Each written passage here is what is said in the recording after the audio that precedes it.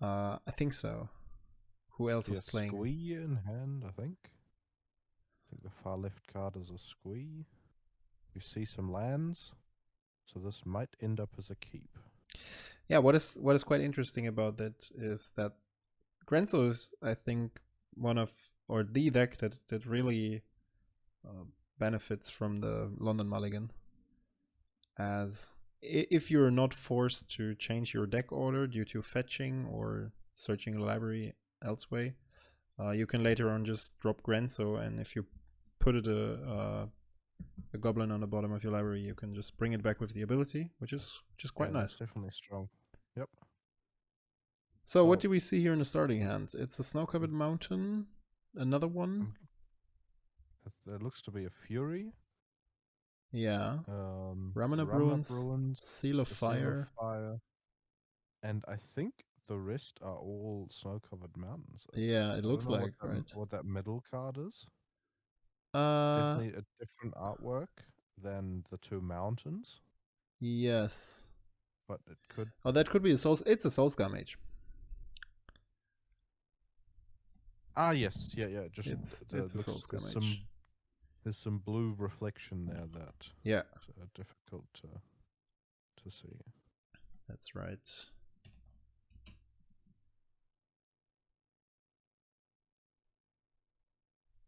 So it's interesting keeping a hand against Grenzo just off the strength of Fury, but I think it's fine.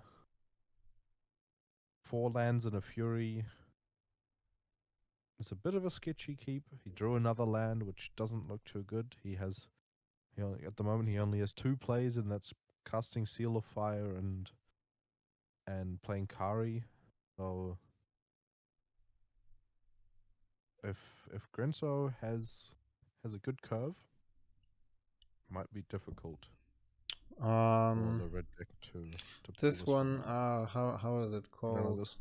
This goblin. It's a 2/2 and it can only attack if you played another creature spell, I guess. It's from Kamigawa. I have no idea. Me neither.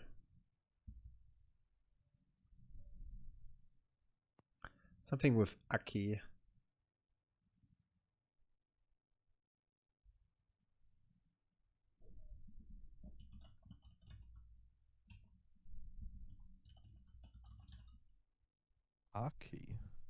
Aki, I think. I'm not sure, to be honest.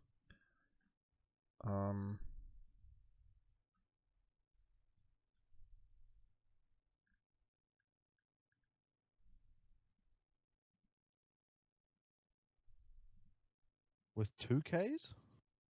I think, yeah.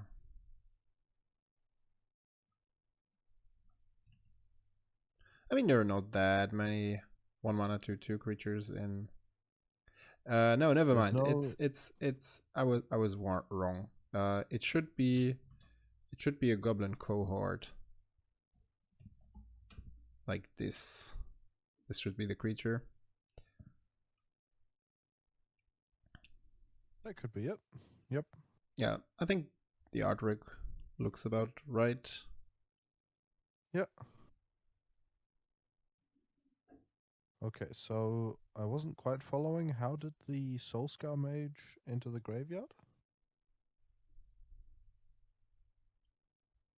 Yeah, that's a good question.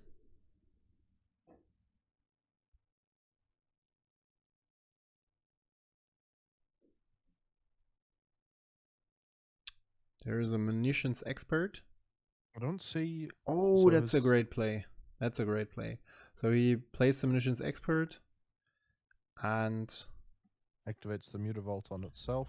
Yep, before the trigger resolves. So the result is he can ping down Kari's F.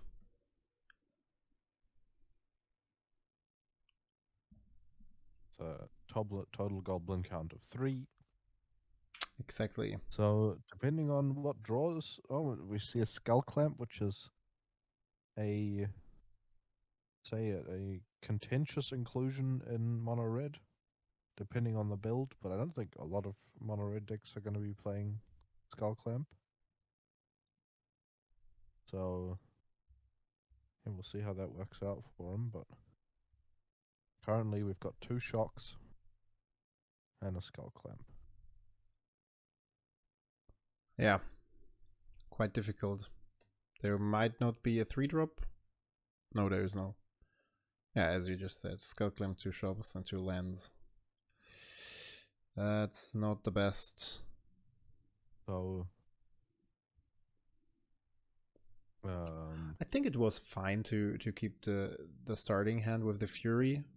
It's do you think the red player attacked with Soulscar Mage to bluff an instant speed interaction spell, and Grenzo that could blocked be the case, and the Soulscar died? Yeah, that could be the case. Not the smartest.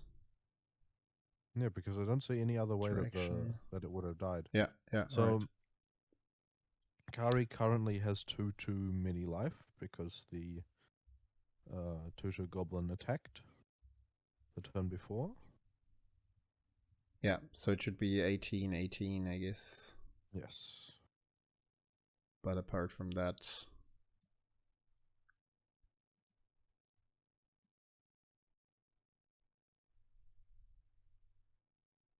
Oh, that's a powerful play. So, the Seal of Fire was... Oh, okay, well, this is a Goblin Chieftain, right?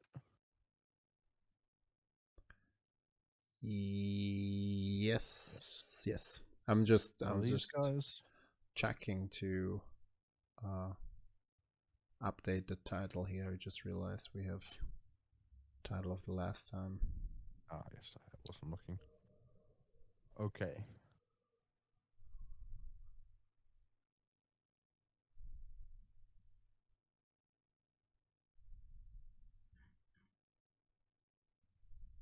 Stream is currently frozen. That's bad.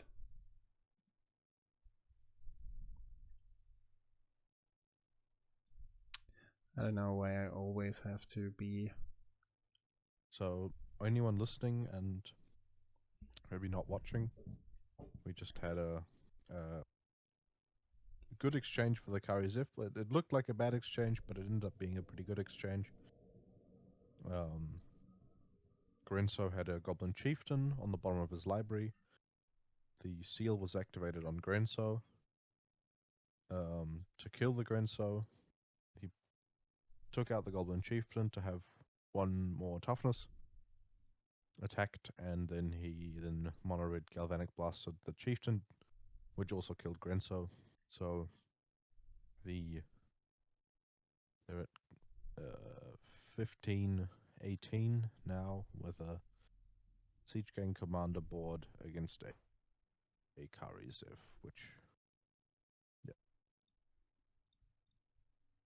A Heartfire that I think mono red player just drew. I can't see.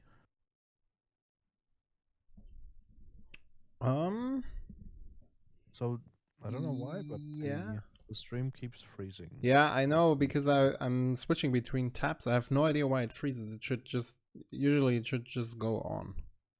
Could you maybe open a separate window? Yeah, I already have a separate window, but we'll do something else. We will do new window like this. So the Kari Ziv came by for 4 last turn. Grenzo shocked himself.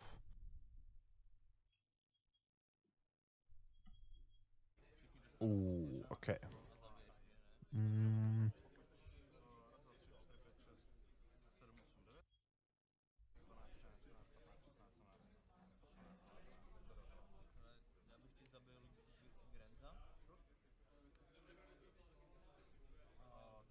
I always forget what that Surge Goblin is called. Trying to find him right now. So that might be better now. I hope it will. There's several pages of goblins on Scryfall.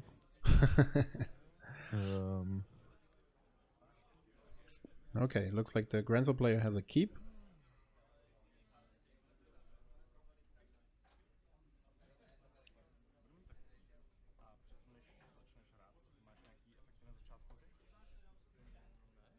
As well as a Kari player.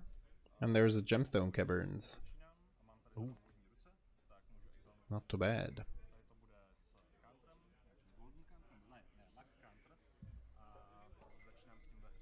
Now he needs to remove a card.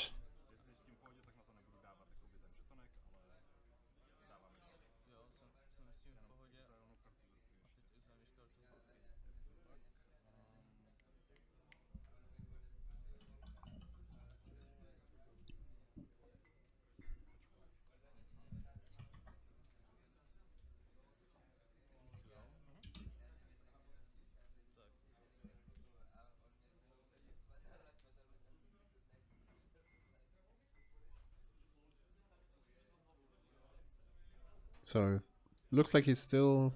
Did he decide what to exile? Yeah, he already exiled the card. We didn't see it. And there's a Seal of Fire again.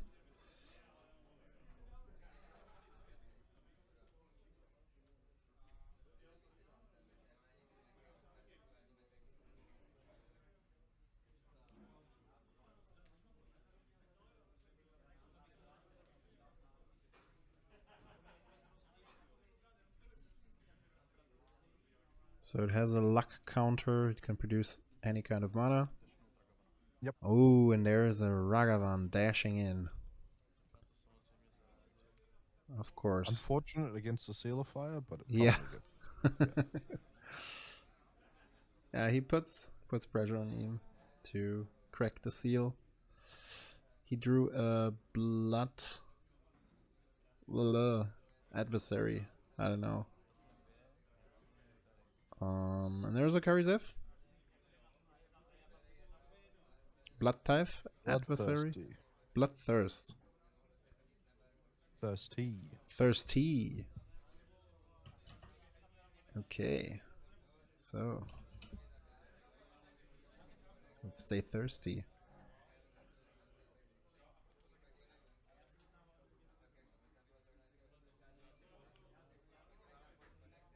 So, what is the 3-drop?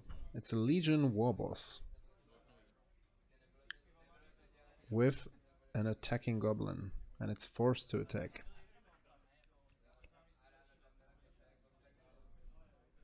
Are the Legion Warboss tokens forced to attack? I think they have to attack each combat if able. Let's have a look. Let's have a look.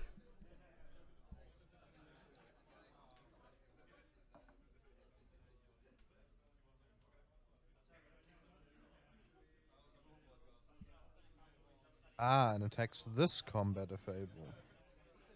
So it has to attack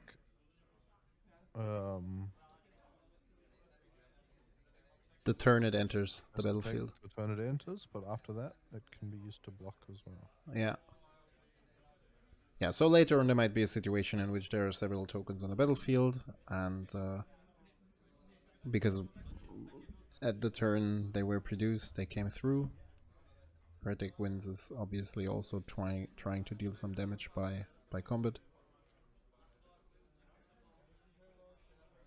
What do you think?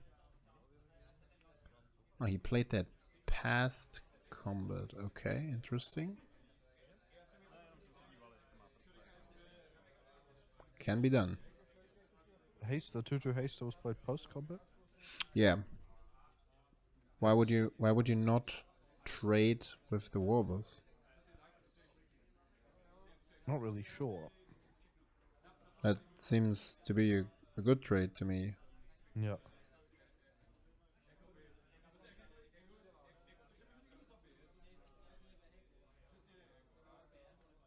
Or maybe he wanted to keep up a blocker against the goblins, which That's is a bad line against the Lord, but yeah. That's right. Mm. That's right. So, Legion War Boss. Here it is.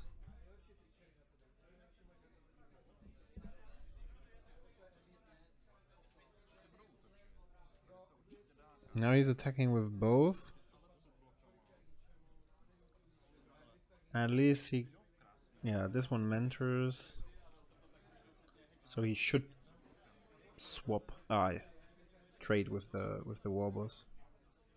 I think so too, but I'm not sure. Because I think another line that he might be wanting to take is to equip the bloodthirsty adversary with a skull clamp on his next combat and kind of trade through the blockers that way. Mm-hmm. And kind of win the long, because he has a skull clamp. No, never mind, that's not what he's doing. Yeah. I understand. Oh, never mind. Okay. So there was a munitions expert before damage was dealt. Yep. Dealing 3 damage to damage Kari's F again. That Kari. was the play pattern we saw in the last turn as well. Just with a mutable activation. Yep. And there is a Kari's F play. What do you think about Skull Clamp in Kari's F? I said it last game, and I think that point holds. I don't think it's really. You don't have that mana. It's a mana to play, which does no damage. It's another mana to equip, which does no damage, and well, it does Might one do damage more damage. Might do one more damage. Might do one damage potentially, but also, once it's on the board, Yeah. Your opponent can use his removal spells and play around it. You play a mana to equip, and you respond with a removal spell, denying the card draw. And also, as removal gets better and more diverse in the format, there's so much more exile and Yes. bounce removal where when you have a deck that doesn't create the value of allowing you to actually draw lots of cards with it, just like that. For example, like Shorikai can sacrifice its pilots in order to draw 2 cards off the Skull Clamp and things like that. When you're not doing something like that, I don't really see a place for it. And I also don't really agree with playing Urza Saga in this sort of a deck. Would you expect it? Because, I mean, because of the Skull Clamp, I'm not sure. well, the chatter has said, is this playing Urza Saga? I guess as a question, I really don't agree. Yeah, I don't think, because say you play it turn 2, there are some plays, some double red lines that your deck wants to take that having a Zaga out for will deny. Otherwise, I think you're losing a game where you spend your turn 3 and half of your turn 4 making constructs. Mm-hmm. Because there's not many other cards in the deck that will power up those constructs. And also it's really not like, if you talk to experienced Red Deck Wins players or Kari's F players, whatever, they will always tell you there's like around turn 5 or 6 you should looking towards finishing a game. Of course, there can be grindy situations, but you want to be finishing the game earlier if possible. Yeah, as early as possible, that's for sure. But yeah, like spending 2 times 2 mana for comparably small Urzasaga tokens, which don't have haste, which don't have haste, exactly, which and are more likely to be blocking than they are to be attacking. Right. It's simply not worth it. Puts you behind on mana too much, and also, these decks are generally pretty land light. in this Kari player's defense, he's been flooding out quite a bit. But generally, these decks are pretty land light. So if you have a land as part of your land light start that disappears after turn 4, and doesn't replace itself with anything that consistently makes mana, which it doesn't in this format. For like in Commander, you can get a Soul Ring or a Mana Crypt to put into play with that, or in Cube or something like that. But in our format, there's nothing. Maybe there's Mox Amber, but Kari is usually dead if there's a Mox Amber on the playing field. Yeah. So yeah, I think it's just it's out of place, and it doesn't vibe with the game plan enough. We see the new Battle Cry Goblin from Dungeons and Dragons set. It's actually called Battle Cry Goblin. It's not a goblin with the ability Battle Cry. No, it's called Battle Cry Goblin. Exactly. Battle Cry Goblin. Yep. Yeah, and it's quite a good one. Yeah, definitely. I see. It's very. So we're swinging for a lot of damage here. This is a concession. Yeah, and seems to be reasonable with this board state. So that's an easy 2-0 for Grenzo. Who's going to start? Looks like Grist. Looks like Grist, yeah. So always lucky. Found a Pendlehaven as a second land.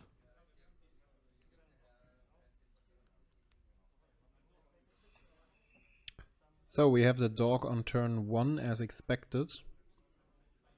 And now he can decide between playing Grist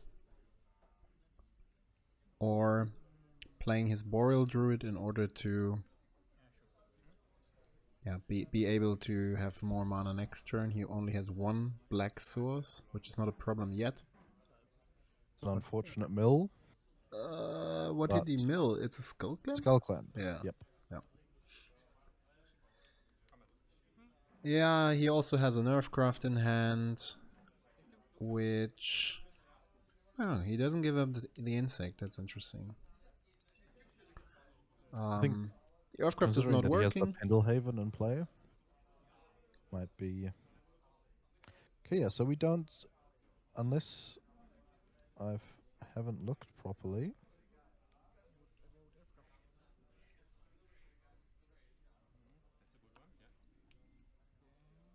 So, there's a Nerfcraft. Now, where's the basic land? Is that the best play he could do? I'm a little confused. Me as well. Since there was an Abrupt Decay, he's milling a Sylvan Library, putting down another insect. So if he's not keeping Pendlehaven up here, he should be playing another Mana Dork, which it seems like he's doing, yep. Interesting.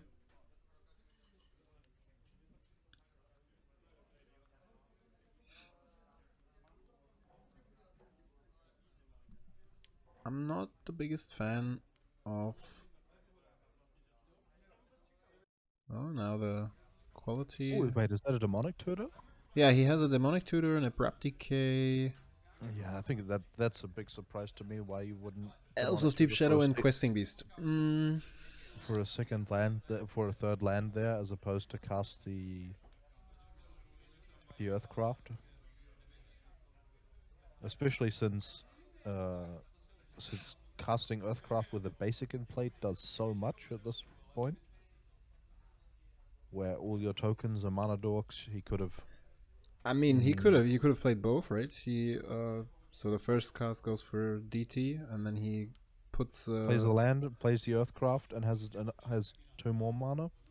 Right. You can play both the Mana Dorks. Right. That would have been Yeah, the way better sequencing. So now is the I feel question. like unless he has like something he specifically wants to get with the demonic tutor, which some like protection from white for everything you have, or something like that. That it's an answer to all white decks, but I don't think that's the case. So he drew a Vengevine. I'm not a big fan. I think Jonas might underestimate the power of Earthcraft.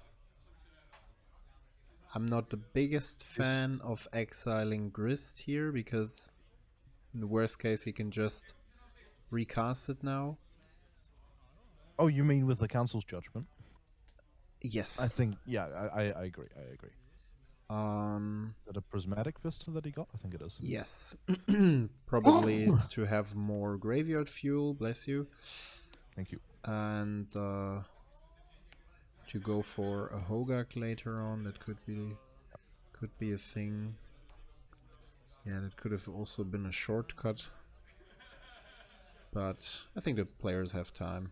Is he going to get a swamp or a forest? It's a forest. He has Yeah. a questing beast and a Vengevine to cast. And only one black mana requiring card in hand at the moment. It's only 5 currently. Yet. So yeah, I think casting questing beast here is. it's just the way to go. It might be a good idea to cast the Vengevine first, since it does the same amount of damage this turn, and he doesn't really care about his own life total very much. Since he's established himself to be the aggressor, and if the Vengevine gets removed,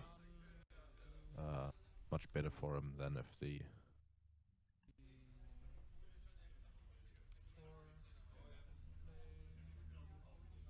That's what he does. And there's a Vengevine coming in.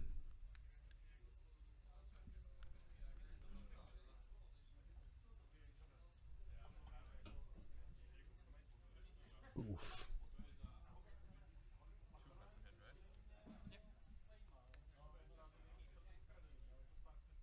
This is one of the rare mono white decks that plays balance. Is there any mono white deck that plays balance? Yes. Okay. They're very rare, as I just said, but yeah, they exist. That's surprising to me.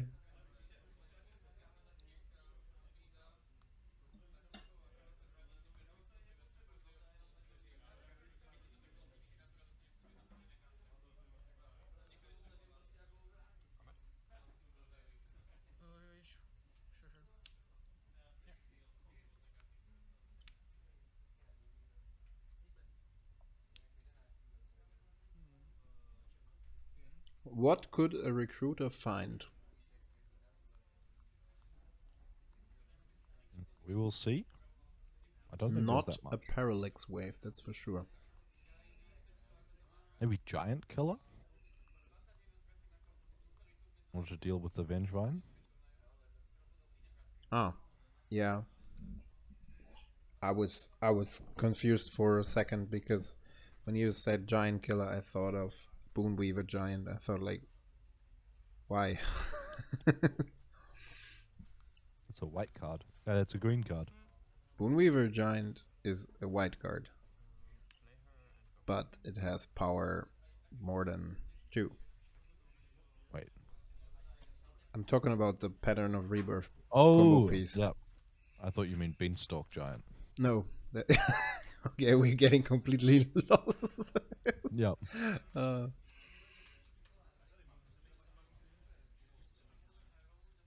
So I think at this point,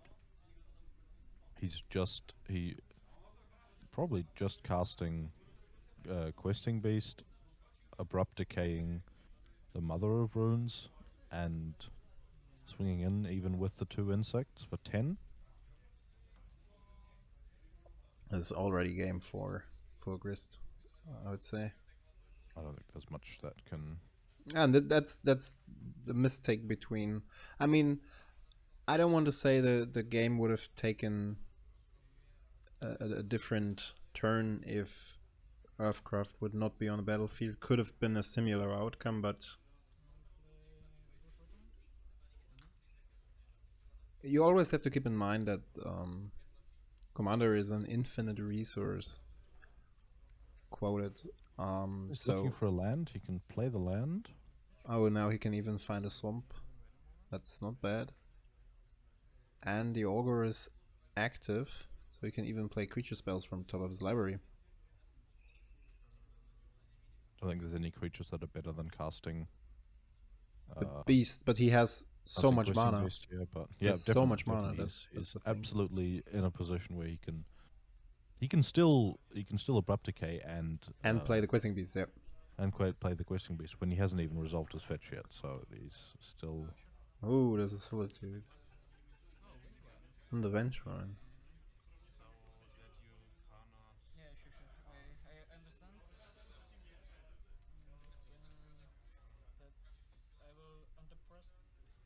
So Okay, so Vengevine is gone. Makes the situation a bit better. I think this still... But yes, it does. Make the situation a bit better. So he's got full mana with his Vengevine now. And with his access to full mana. Maybe now, since his clock is a little bit slower, he will start casting creatures from the top. But I think he still should be abrupt decaying the Mother of Runes. I think that's still something. Yeah, that he should otherwise there aren't that many targets apart from creatures in this deck. So if he's not getting rid of the mother now, Abrupt Decay might become useless. What he could do is just tap out for... Or tap the Augur and the lands except Pendelhaven to cast the Beast. Attack with the 3 mana dorks and the Questing Beast. If the opponent doesn't block... Yeah, because using Sorcery Speed Pendelhaven here is just bad.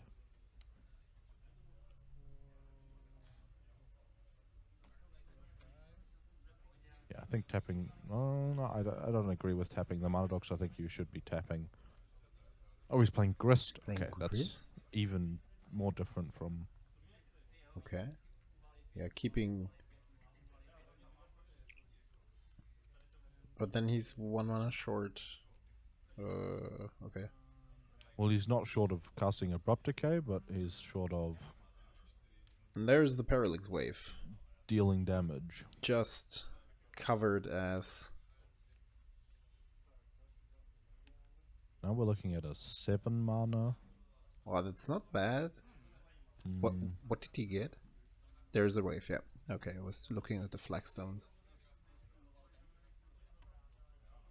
So he obviously has a land to cast that, which means he's hellbent, if I see that correctly. Yep.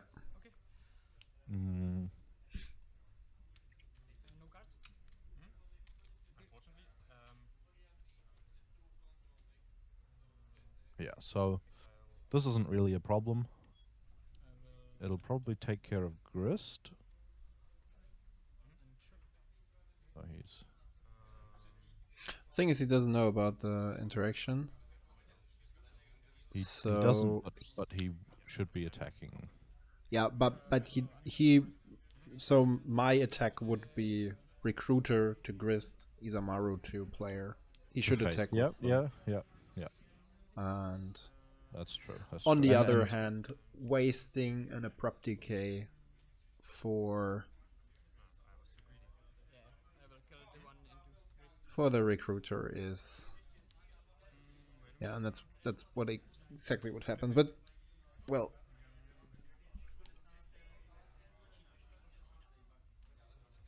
saving your commander with the abrupt decay might be okay. And now there is still a questing beast. Which won't get to attack, but it'll eat a counter off the parallax wave. Yep. Oh. I wouldn't do that. Go ahead. It will leave when you can't remove counter, right? Yeah. So you have one extra turn after they are. So it's always they always come back in my upkeep. That's yeah. I don't like No, I can't. I know what's. I mean, doing he has any more at this point. Yeah, I mean, Earth. There's Earthcraft on field, so there is some mana anyways, with the insects that Grist is going to produce. Yeah, exactly. I don't like exiling the additional The mana elves. here. Yeah. The one elf was fine in order to get through. There is a fierce empath, so that results in Hogaak.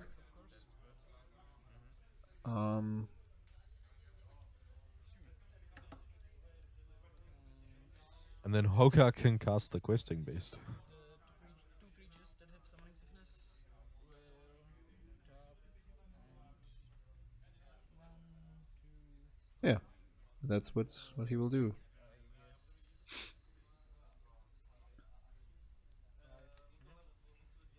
Let me put on the airplane mode because I always get messages and I don't want to distract anybody here. I will cast the Hogaak. Sure. I will attack you for 3 damage. Oh, is it? I don't understand this. Why is he playing so slow? This is being greedy. Just 1 damage like this. Also, didn't he just the other way around would have been better, right? He had 4 creatures left. Yeah, I think. And he could have played Questing Beast and this one convoked for Hogaak anyways. Like tapping the Pendlehaven and 3 creatures to play Questing Beast, and he has the Hogaak, and then he still has priority again. I think right now he could have just, instead of attacking with the insect, he could have just cast Questing Beast, which would have forced. Did he attack with the insect? Yeah, he attacked with the insect. Ah, okay. Well, that's very interesting. Not right now, no. Is this Jakub? No, it can't be Jakub. He's not playing. Grist will die. I will. He strip mined the opponent to trade Sure, I will put him into. for the Grist. I guess let's go to the second game. I think so. There's no strip mine. You're not playing Vintage Cube. Well, killing a Mutavault in combat is basically a strip. Yeah. That's okay. I take that. So, still, we still didn't decide whether or not these are flamingos on the sleeves. Me too.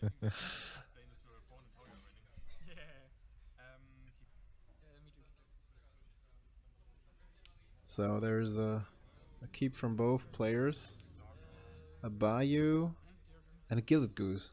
Hoo. That's... I don't know. I tend to dislike Goose more and more. I just don't see any deck to play the card.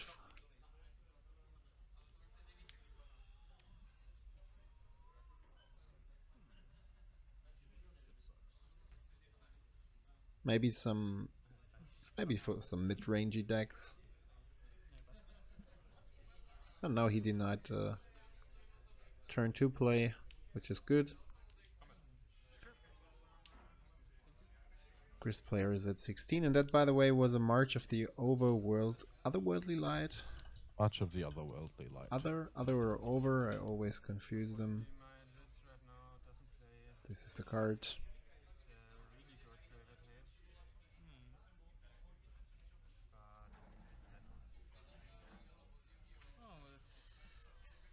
That's annoying. That's a Recruiter and a Sanctifier en Vec. That's great. That's a strong card against this deck. It's a very good card, yeah. So there's no Hogaak magic possible. There is one time if he manages to fuel the graveyard with enough green cards and lands. Yeah, I think this. I think that's a Thragtusk in hand, and a couple of other cards with as well as the Urza Saga and stuff. So I think there's a couple of lines of play around this. For example, if he ends up removing all the other creatures that the Isamaru player has with just the Sanctifier on board, he has a Rankle in hand that if he hits face with the Rankle, he can make him sacrifice the Sanctifier. So I think there's plenty of lines around. That's right. The good 1HL, the 1HL just said Goose is good in Doran, but Doran is a bad deck. Well, it's not. No, that's not necessarily true. There are different times today, and you can still play ups and mid range with Doran. Still have to respect the 5 power beats.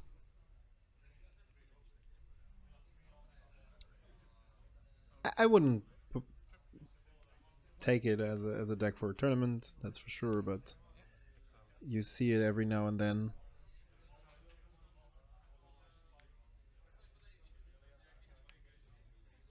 So the Sanctifier can't be blocked by the insects. Grist can't kill it. Why is he back at 19? Did he gain life? What do you mean? He already got 2 beats. From what? Grist player from Isamaru. I think they might have been not keeping track. They did. I mean, he was at 16 at some point. The insect died? Did he crack the food? Ah, that makes sense. He cracked the food. Right. And to at the least insect died, which use would have the made, mana. Does the insect make? No. No. These are not the pest. pest. These are the pest tokens you're talking about. Yeah. So there is a diabolic intent, which might find a deadly relic. I don't know what he's searching for. A meat hook massacre. Okay. Yeah. That might be a good card.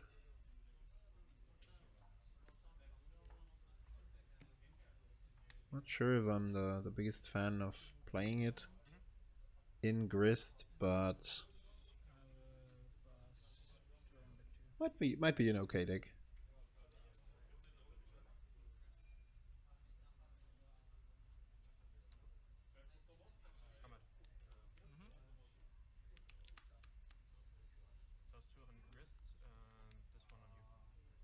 Both on Grist. Why not only attacking with the Sanctifier on Grist? Doesn't make a lot of sense to me.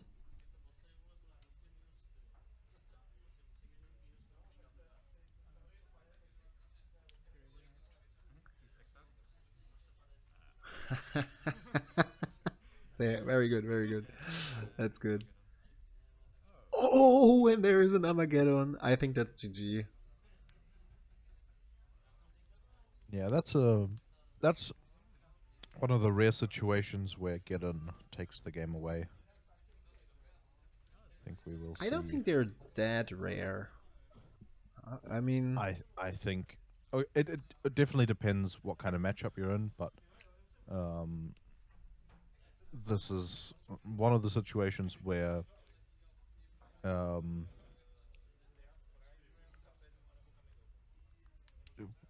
mana was spent to tutor, which means not putting bodies on the board. Also, that's good. Also, Isamaru had a rare mana dork removal card.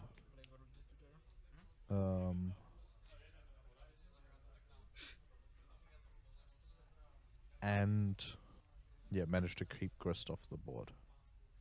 Don't know what he's going to be searching for here. Me neither. We Like will hoping- see. Scavenging was Hoping to hit lands. not the worst.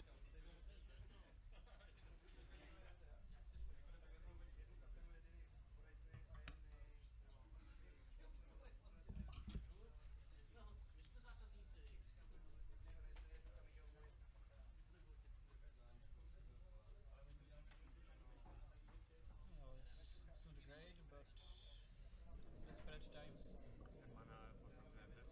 He also spent mana cracking food from the goose. So like, I think overall, this has been a very slow start from Grist's side, where Grist has a lot more explosive starts. Yep. And part of that is also playing Gilded Goose, which I think it probably has a better spot in this deck simply because it might be correct sometimes to remove the opponent's 1 or 2 drop with Grist the turn it comes into play, and having a Goose that doesn't actually have a lot of value for the rest of the game around. So basically, just so you can just sack the Goose away might be. I see where you're going. good. Yes. I will take one. And Because I think it's probably going to usually be wrong to sacrifice like a Lana or Elves to kill an Isamaru. You know what I mean? That's for sure. But apart from maybe this interaction is enough to justify its position. So there is.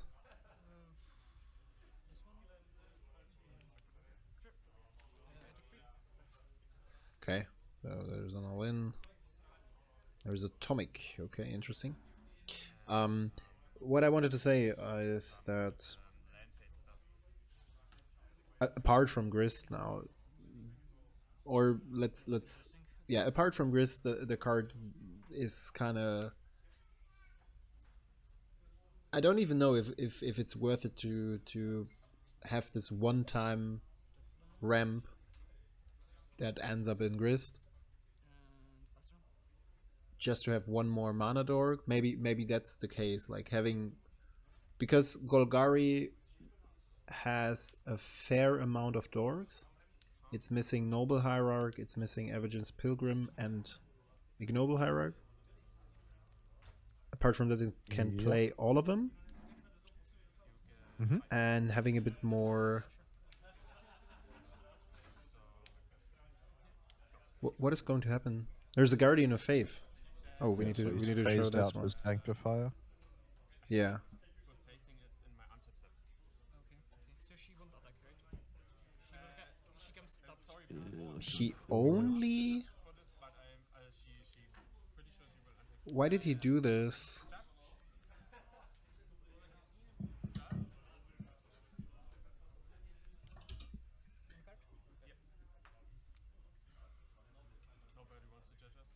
Okay. So we still have the With an Raktas untapped can- land, that would have been absolutely winnable. But without the untapped land, I think he's done now.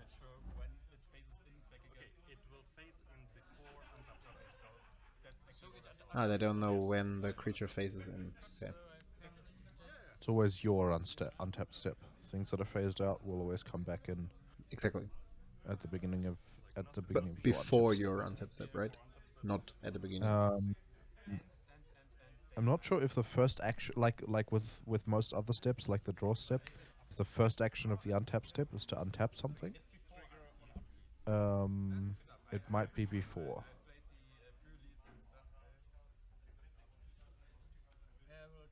I think that's like an extra line, and okay, so he just gave up.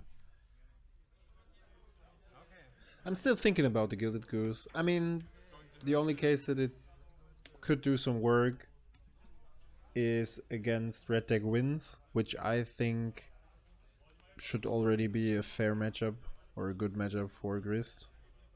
you're creating blockers. You have some life gain outs.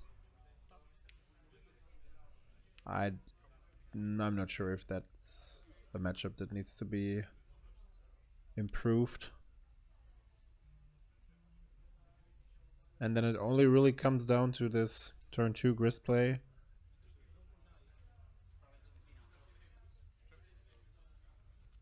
As always. And here we have it again. Oh, come on. Milling is survival of the fittest. That's not the best card you want to have in your graveyard. Usually you want to put all the insects into your graveyard. But I doubt there is any apart from the tokens Grist produces. That's something that I think is absolutely hilarious. That line of text on Grist is so so irrelevant Yep. to like all of Magic. Because even if you would go for an insect tribalish deck, it would be this pile would be horrible. Well, you You don't even have the density of insects to hit. Yeah, and you'd also be like milling all your possible hot draws. Yeah. You're like, ah, yes, I'm playing an insect tribal deck. I want to be casting lots of insects. Oh wait, I have 7 of them in the graveyard after 1 Grist activation. But that, I mean, the design makes sense in combination with the ultimate. Yes. Yeah. Of course. Yeah, So yeah. Does Grist also get an extra loyalty counter if you mill a? I think insect? so. Let's have a look. Let's have a look. I sent it to you. Yeah, I know. a while ago. Put a loyalty counter on Grist and repeat this process. Yeah. Yeah. So you might get to a fast ultimate.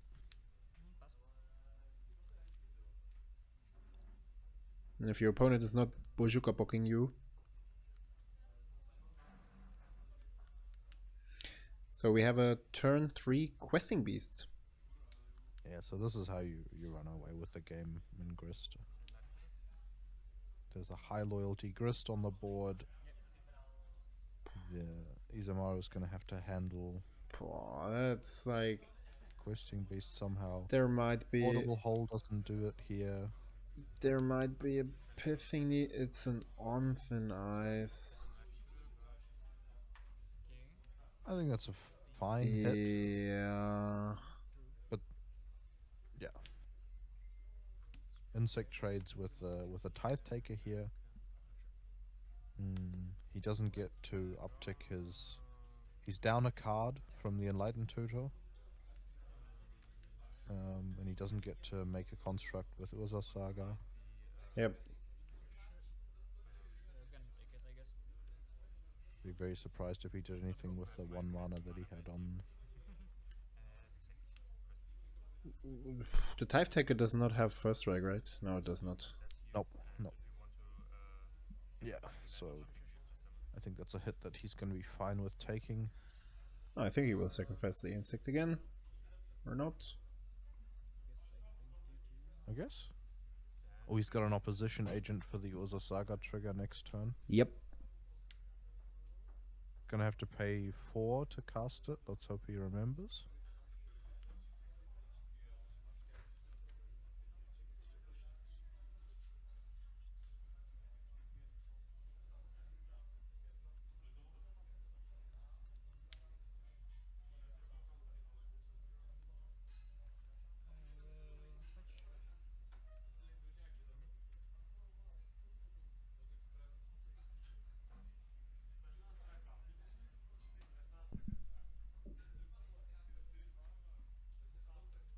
He could also just sorcery speed the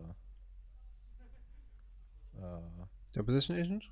The opposition agent in order to not pay the 1 more mana if he has mana efficient plays to go around that. Yeah. Because the opponent just searched for removal, so he definitely doesn't have like a swords or something. And yeah, that's what he's doing. I think that's a fine. I mean, fine he line. can still draw the swords. That would be That's true. That seems like an unlikely line, but it's definitely possible. yeah. Let's see how it goes.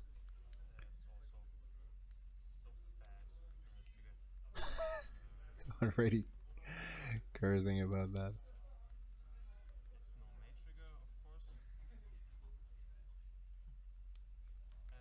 Oh, is Ula Saga is a May trigger? It's not a May trigger, of course, is what he said. I think. Ah, okay, yeah.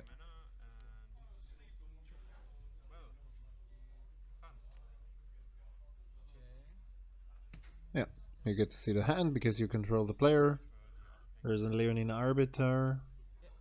A Guardian of Faith, Duranov. Advanced Magistrate. Yes. Yeah, I only have 2 of those. Is there a pithing needle? No. This one? And This the and other one? Skagden. Yeah, So I the way that opposition agent works is that he can actually find the card and cast it, even if the tutor itself would be trying to put it on the battlefield. Yep. Because all you're doing is you are searching your library for a certain card, and what you do afterwards with it, whether it's putting it into your hand or doing something else, doesn't matter to the opposition agent. It only matters to the card if it wasn't resolving on with the agent's ability.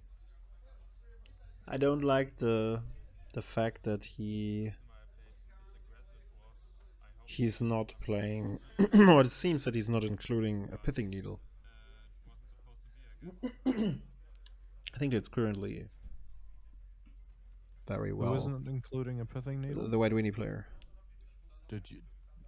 I think he said he only has 2 okay. targets: the Mox Amber and the Skull Clam. Oh, okay. But I might be wrong. Maybe he has a third one. I think Pithing Needle, also if you play Wizard Sagas, is well placed currently against Shorikai, against Grist.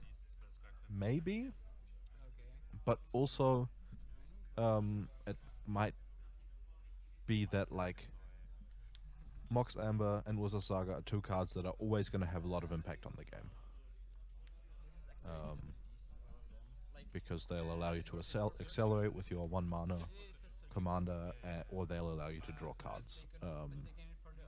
In decks like this where you're doing a lot of combat stuff.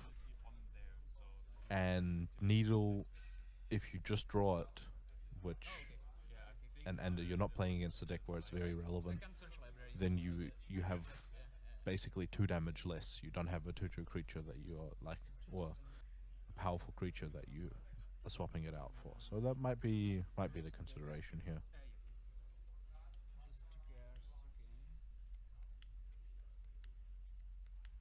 Yeah, that could be the case. Also, because I have no idea. It looks like the overall matchup, but I don't want to judge based on one match only. It looks like the matchup is favored for Grist. While we've had that on camera twice already, I think. Isamaru is able to beat Shorikai. And if Grist is the only deck left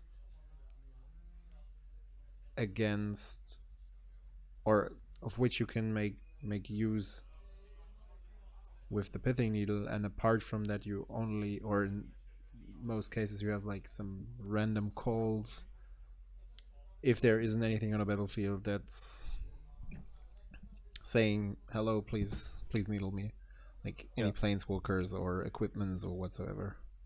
Yeah. But I think the amount of cards that are played in the command zone as well as in the 99 that are needleable increased. Probably justify. Yeah, there's probably. I do agree that in decks that are not looking to win as quickly as possible with combat magic, it's probably correct to be playing a needle.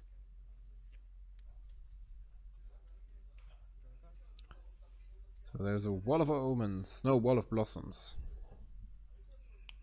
Wall of Omens is a white one. And a Death Ray Shaman.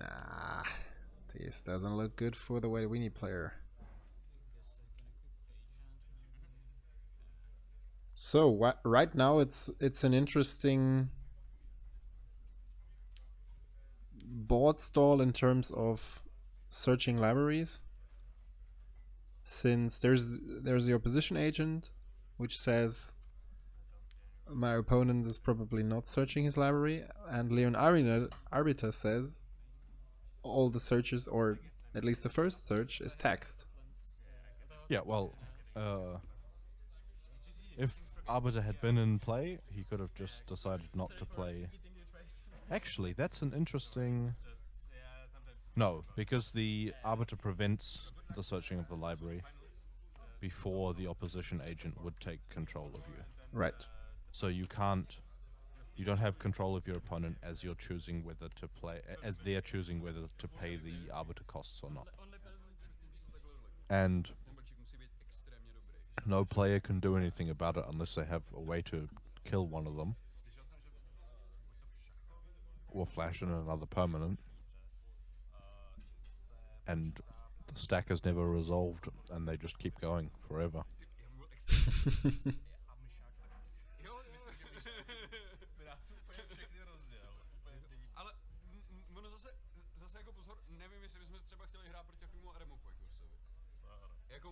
Old boy, where are you playing Duel Commander, if I may ask? I think NIF is still very popular, and it's also played a lot in Prague. I know of one player who did not made top 16. He finished 4-2, I guess. And apart from that, like the last time we went there in March/April, there were quite some NIFs. I think even quite a lot. We were like 100 players, 105, I think. And there were 7 or 8 NIF visits, I think. So it's still very popular, but obviously the financial question could be an answer. I think NIF has always been strong. It was the reason that Scapeshift got banned, if I recall correctly. And I don't think... But I've never considered it to be like a super top tier deck, just because a 5-mana commander that kind of puts it down to chance a little bit, and the fact that you're playing quite a few suboptimal spells mana-wise, mana efficiency-wise, it's just kind of, yeah.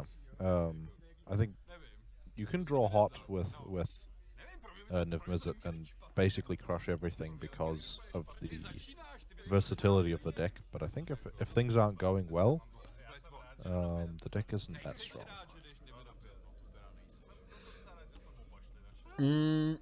I would like to see some action with the new haste giving goblin legend from Kamigawa. It creates like dragon tokens or something if you have modified creatures. There's some condition. It seems to 2/2/2, and for 1 red all creatures gain haste, I think.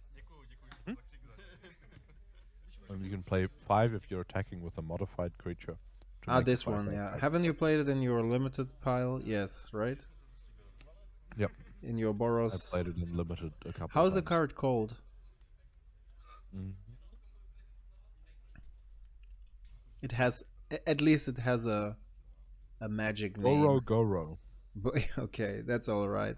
Because Samuel and me were lately talking about Wizards starts to assign normal names to Magic, to commanders or legends, like Oscar and Falco and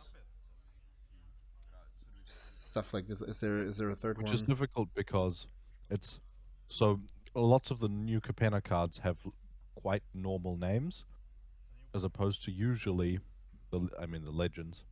Opposed to usually you have very creative names. for your creatures, for your legendary creatures that are very memorable. So now every time Felix mentions some legend out of Streets of New Competitor that he's looking forward to playing, there's no link between the card and the name. Always see the in my question brain mark yet, in his because face. it just doesn't make sense.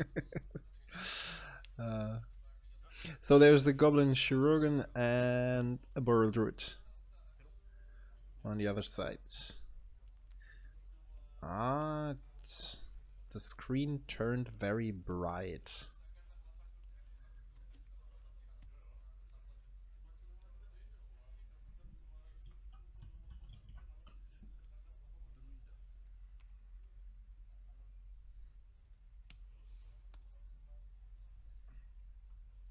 But we know all the cards.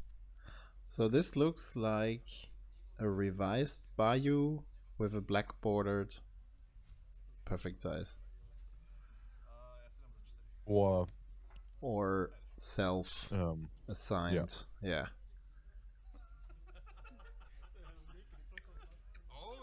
Seems like they're having a lot of fun. which is good. Yeah, that's great. Yep. Like there's a dismember for a Boral Druid. Get rid of all. What is that?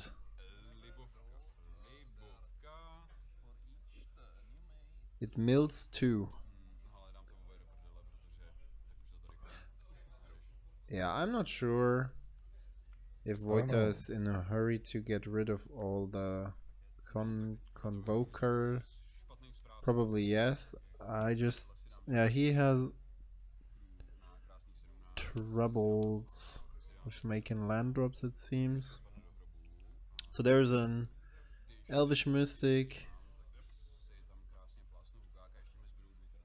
an Overgrown Tomb, and it looks like he has made 2 Saprolings, so he might have played the Migration. So do you know what that card is that he's played? What it's called? The one that milled him 2, I guess? No. Není to v prdeli? Cože? Tohle má být v prdeli. Já si tady dám a teď to vytáhnu z prdele. Unfortunately not. Tohle vytáhneš, tak už nevím teda jako. So there seems to be a Hogaak cast. I'm quite surprised that there are 2 Hogaaks in top 8, but the last time I think it was also at least 1 Hogaak. It's still quite popular in Czech. Yeah, and I think I mean, it's a powerful deck. yeah. Don't And I think understand me graveyard wrong. removal has gone down, like the prevalence of it has probably gone down enough that you can start slamming it again. I would expect people to play more of it because that's a blowout. That's insane. Getting rid of 4 creatures with the Pyrokinesis and rollicking your Hogaak? He should put Hogaak in command zone. Why? Because it's exiled. Oh, it's exiled. That's correct. If that's relevant to the rest of the game, then we should probably contact someone.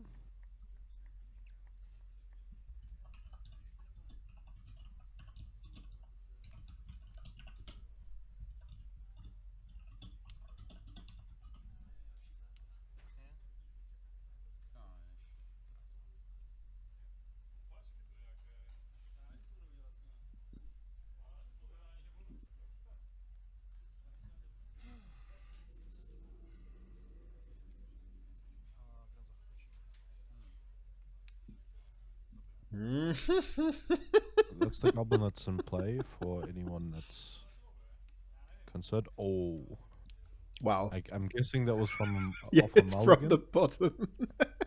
Yep. He flips the munitions expert. That's great.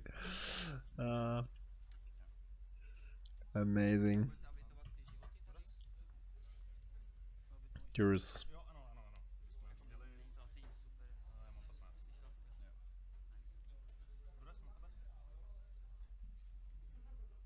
So he discards it with the bloom command.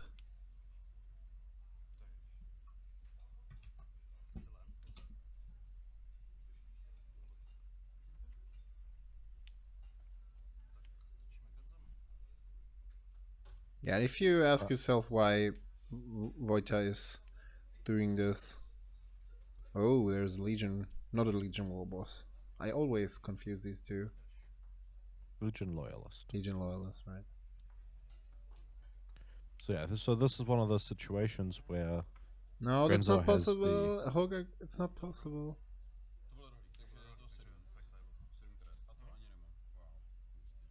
So he has 6 cards in graveyard. He cannot. Okay, Vojta reminded it. No, it's in exile. Yeah. Okay, yeah. Great. Would have been awkward if that one would have changed the situation. Ah, it's a land. Do you have another land drop? Shock 13? Ah, unfortunately not.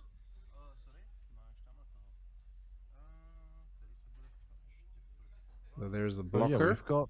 So this is a problematic situation for Grenzo, considering that he hasn't flipped any other good creatures.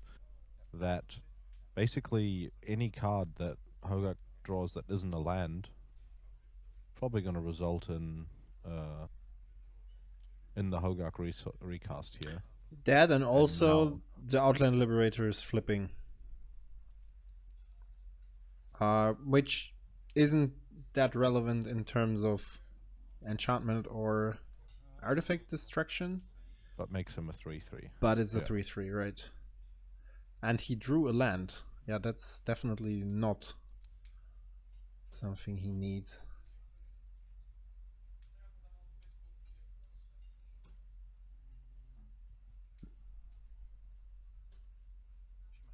So, let's try it again. Oh, it's a Reckless Bushwhacker.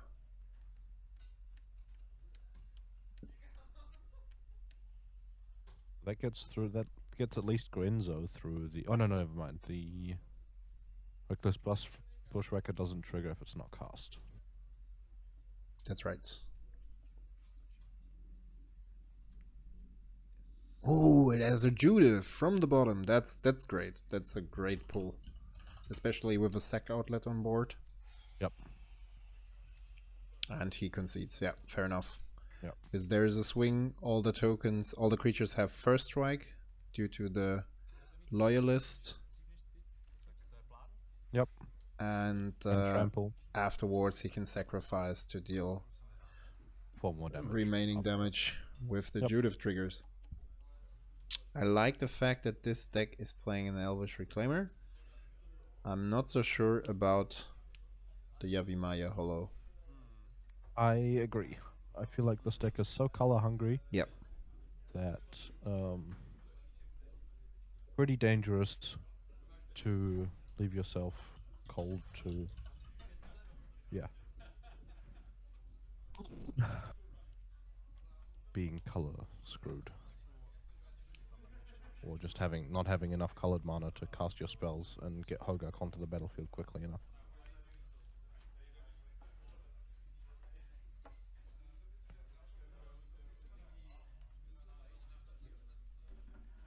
Yeah, it's quite refreshing to see a top 8 without Shurikai, that's right.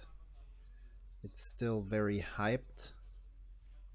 Because it's, I mean, it's a good deck.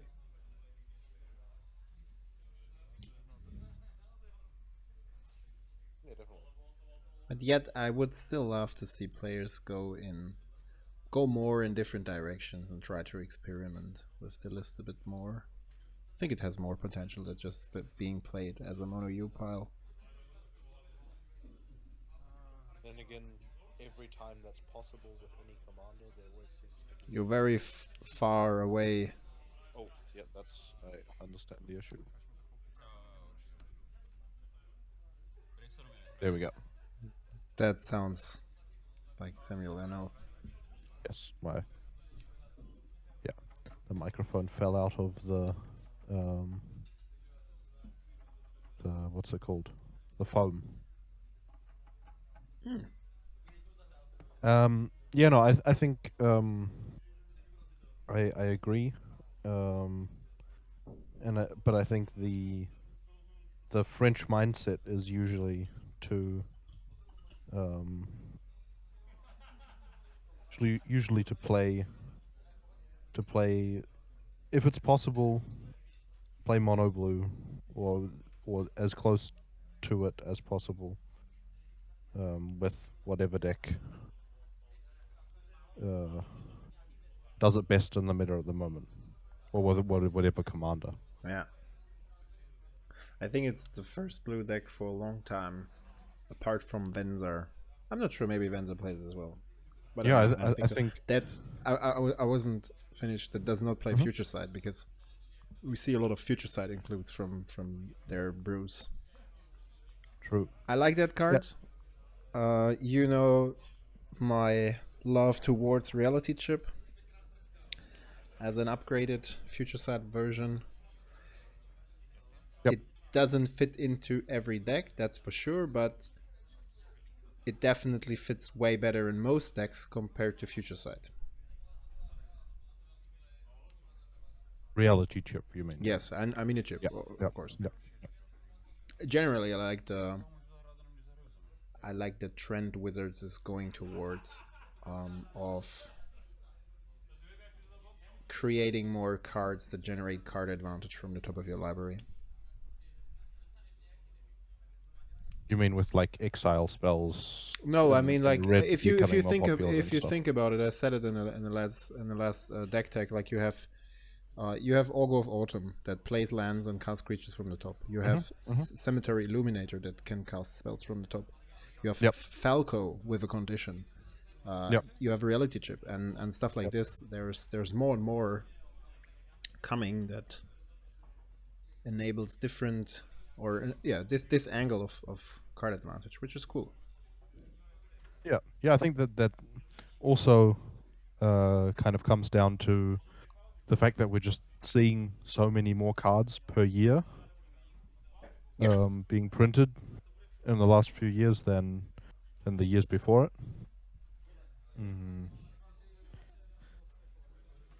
Especially with the kind of commander product coming basically every set.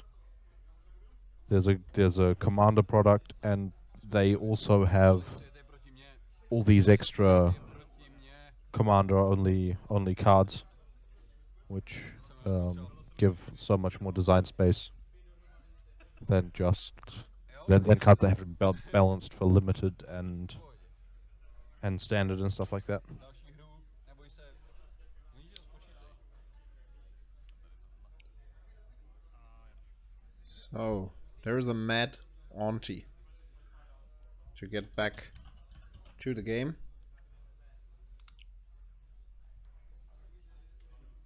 She's definitely mad. If you have a git frog, if you have a git rock under your head, you might be a bit crazy. There it You is. mean a frog? Yeah, Just a frog. maybe it's a git rock. You never know. I think that for Gitrog is a place on Innistrad. But yes, okay, yeah, you're right because it's called the Gidrock monster, right? yes, Right. But that's like a common term. We're talking about the big frog, Yep. the monster.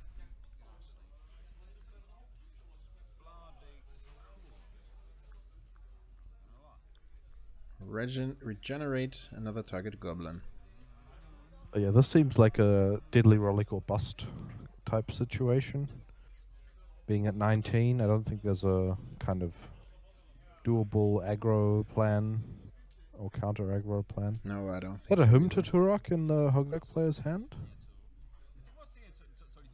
I haven't checked. He has a Lazotep Reaver in Green hand. Sun, and I think he has a Hymn to Turok.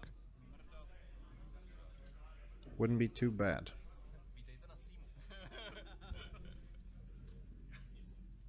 Já si budu křištej hoch.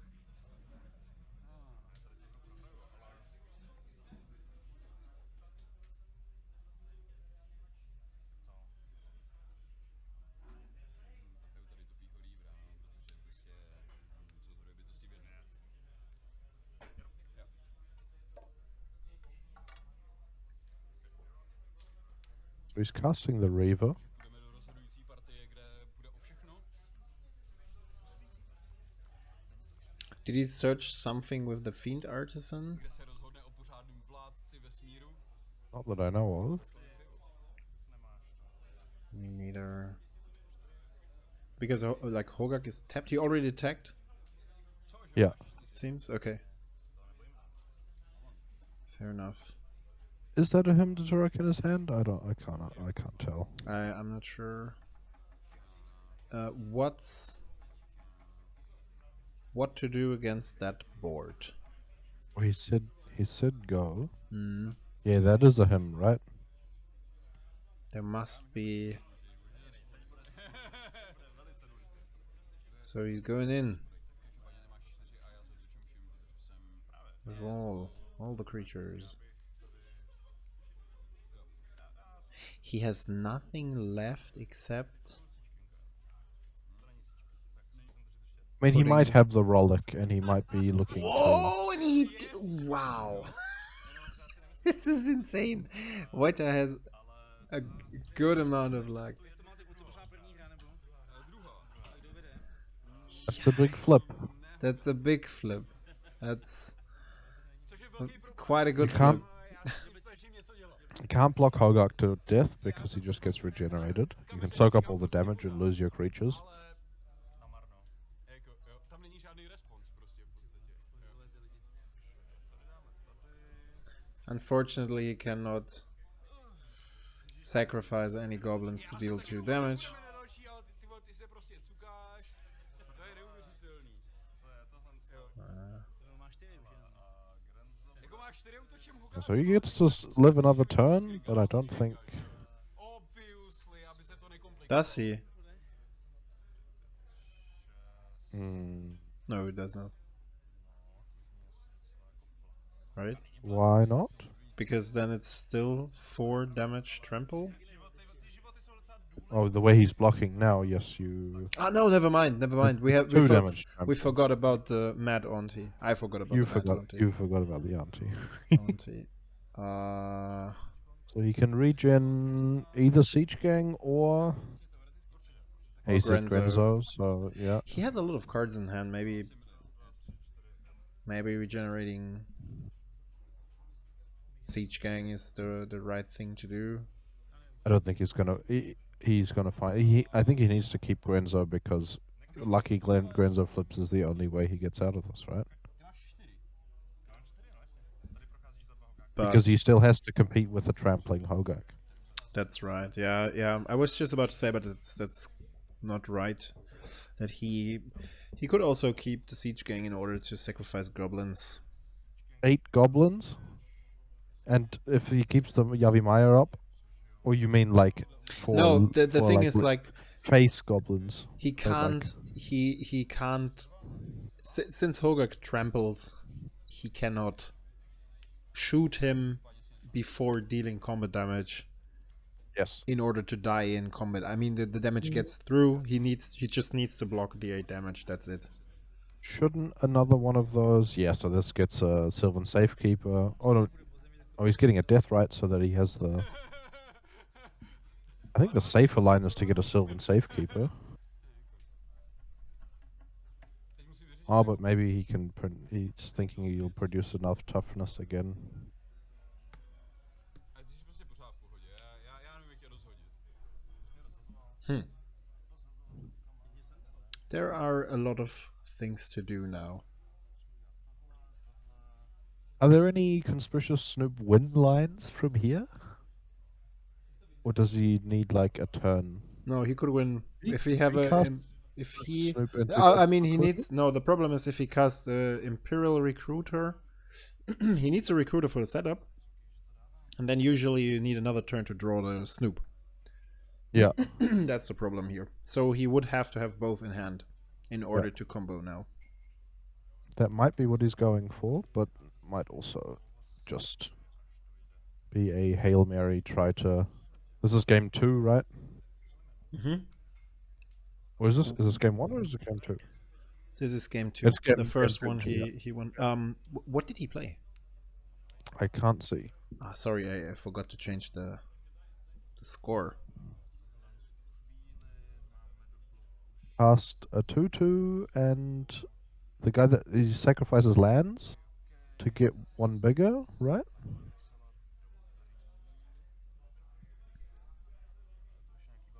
I don't know all the goblin cards. A Gempelm Incinerator or something like this. Oh, Wasn't it this one? Gem Palm is the one that cycles. Yeah. Wasn't he cycling it, or what did he do? Oh, you mean the removal spell? Yeah, that Yeah. might have been a Gem Palm Incinerator, but I don't know.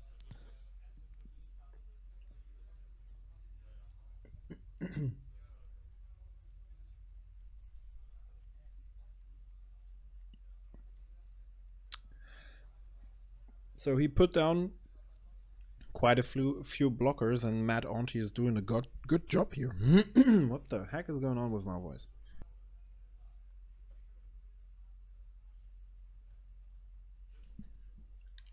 Okay.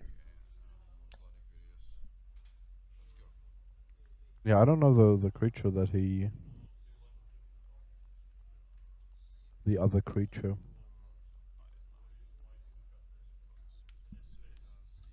Yeah, you cannot see his graveyard. That's the problem.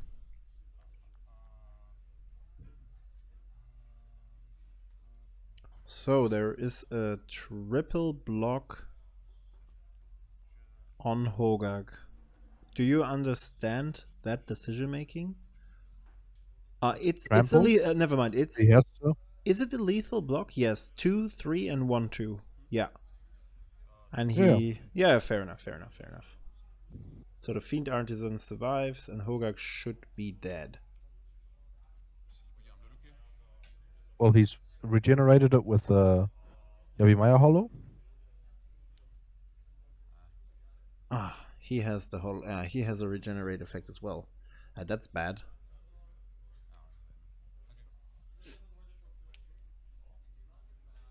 Yeah, this wouldn't be that bad if he didn't have the hollow. It's interesting. We criticized it at the beginning, but now it's. Probably he will never get to a situation in which he has that much board pressure to kill the opponent in one turn. Because this deck can get very explosive. Yes. I found the card that's still on the battlefield. Oh, you mean the Mock Raider? Yes. I asked what it was called. Oh, sorry, I was.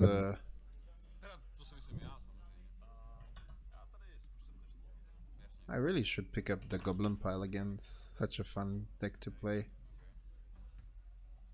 And it got a few cool upgrades. So there is a Metallic Mimic.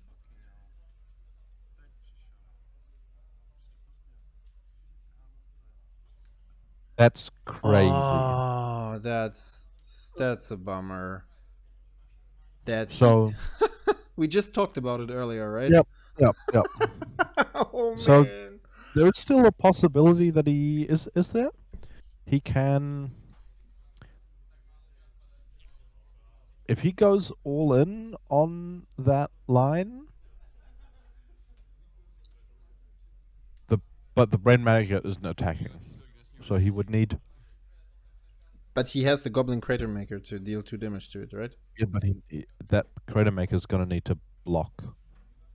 Is there a way that he navigates a win from here? If he has 1 more mana, then he can use the Crater Maker to block the Fiend Artisan and shoot the Maggot and use Grenzo, Metallic Mimic, and Mad Auntie to block the Hogaak. So he only takes 1 damage from that, and he can use the Mad Auntie to regenerate the Metallic Mimic. Then he would have a win. But he doesn't have another land. Isn't it that... From whether it looks like. Wait. And there's no interaction from Hogaak. So the Brain Maggot can't attack, that's for sure. So we're left with Hogaak and Fiend Artisan. So you can just block Hogaak with the Crater Maker, Grenzo. That I think that's what you said, right? And taking 1 damage. Then you can regenerate the Crater Maker. You can block. Now you also need a sacrifice outlet. Well, the Mog Raider is a sack outlet, so Yeah. That's also the problematic. Mog Raider But there are needs to quite a play. few of them. So I think I'm not sure how big the Fiend Artisan is, but I think winning this turn involves. Yeah, he's looking at the right thing, but no. He can. This line could do it. Because he's putting enough toughness in front of it. I'm not sure how big the Fiend Artisan is. Oh, and there's Yeah. it's a human spirit guide. Boom, baby. Okay, so That's if the final Hogaak has no moment. interaction from here, then Oh, that's a win, right? there's him to the right. Oh. That's man. We were so close to witness a very, very nice interaction. That would be such a great win to Yeah, steal he the takes 1 game. trample damage from the thing. Wow. Wow. That might be true. Since I think I've explained it the last time already, you can, if you have the right amount of goblins on field, you can dodge any destroy kind of interaction which we would expect from Hogaak by playing or including Shirogan into your pile. So it's like you have the Skirk Prospector and you play it, it's on stack. If your opponent wants, so the Snoop is on field, you have the Skirk Prospector on top, you play it, put it on stack, so the top card is already the Shirogan. If your opponent now wants to kill the Snoop, you have to have another goblin to regenerate it. Or if he does not interact, that's the bad way to interact in this case. The good way would be to wait for him to play the Shirogan, so it's on stack and the Snoop loses the ability. So in order to not die, the goblin player would have to sacrifice a creature in advance to give him the regeneration shield. Just to explain the way how it works.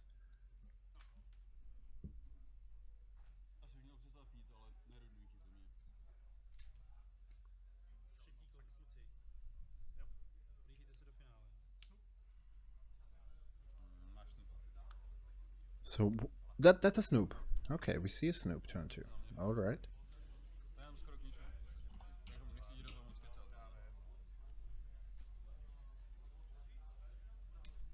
Here we go again with some Snoopy magic.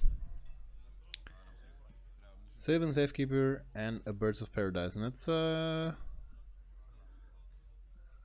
FBB Paradiesvögel. That's a great one.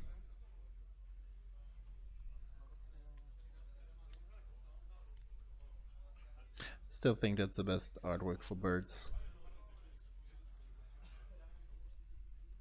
Yeah, that's why you play it.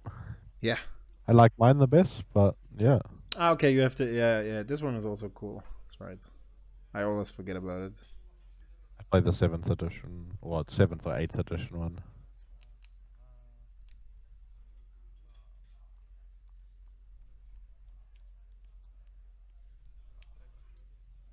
There's a goblin pile driver.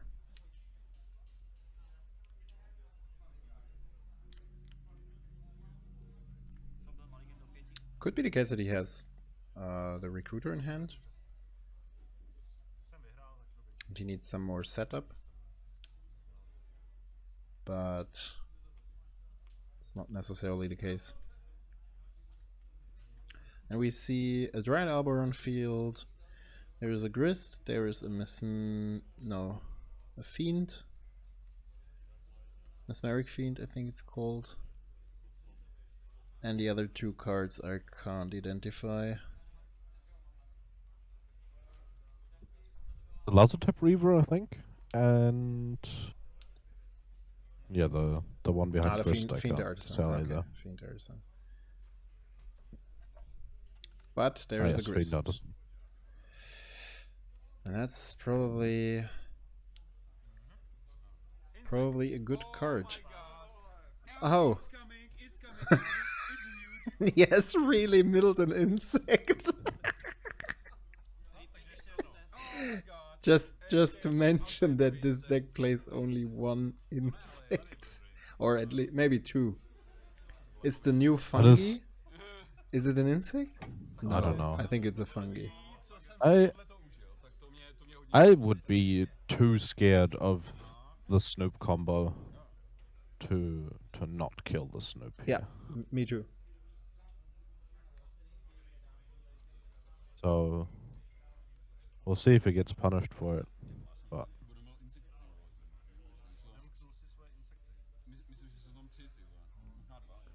So did he mill a caterpillar, or I think the other creature is the fungus. he's put Grist on 4. She should be on 5, 5. Yeah, which is definitely relevant.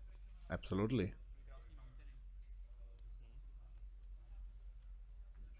It's a bit confusing to put your commander on the battlefield already.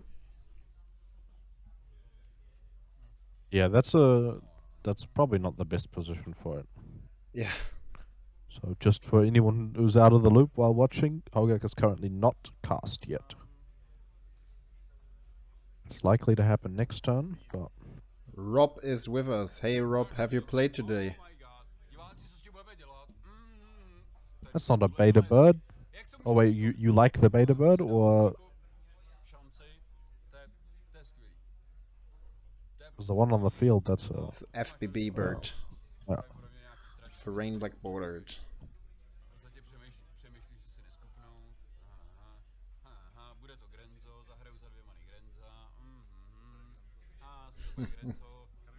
Looks like they are bantering a bit.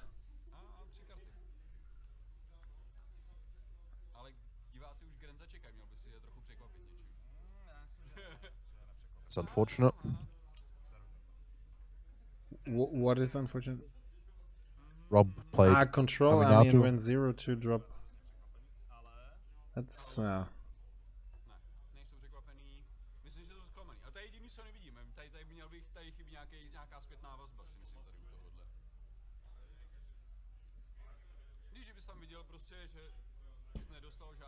Beta birds. Starting played at 1.27. It's a lot of money. that's a lot of money. I'm the proud owner of a single alpha card. Which is the wild growth. Yes. Okay.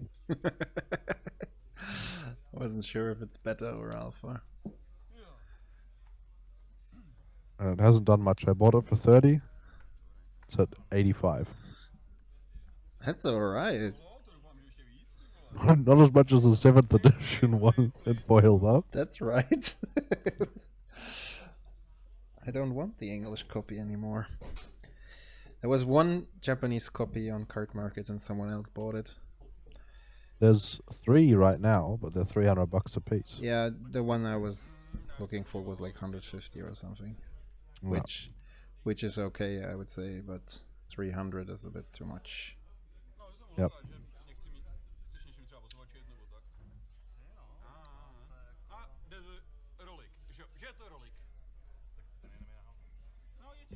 But again, we're talking about first world problems. And they're talking about Deadly Relic. Pimping your repimp. Repimping your pimp this way. Yep.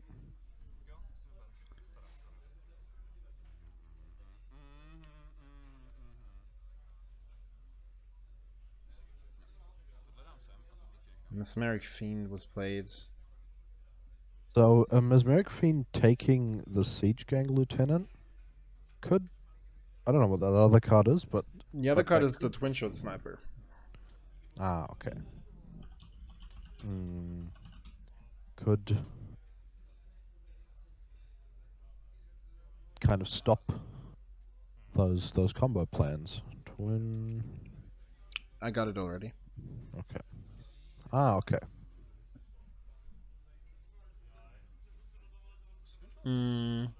Siege Gang Lieutenant is included to... I think it's not needed these days anymore, unless your opponent is at very high life. Yep. You have it as the last card in your pile, but usually you have a Foundry Street Denizen, which is growing due to the ETBs from the creatures, and then you have your Legion Loyalist, which is going to grant trample and first strike. So I think you have like 12 or 13 damage off of the triggers from Fashalik, plus the combat damage your opponent needs to block. Yeah. And I think it's still... I mean, you can even point the If you- damage at the creatures to not have a blocker. Yeah, sure. Or you can get the slingshot back in hand by killing the Mesmeric Fiend. But I think this is looking pretty bleak. He's got a Hogaak, which... that would need to so you would need 4 more mana for the whole chain. So you, Yes, in order yes, to yes, yes. cast it, since you can't get it back on top of your library. He probably plays Unearth, right? I think so, yeah. So it's definitely still out. Good one. What do you mean? he Oh. just showed. Wow. Okay.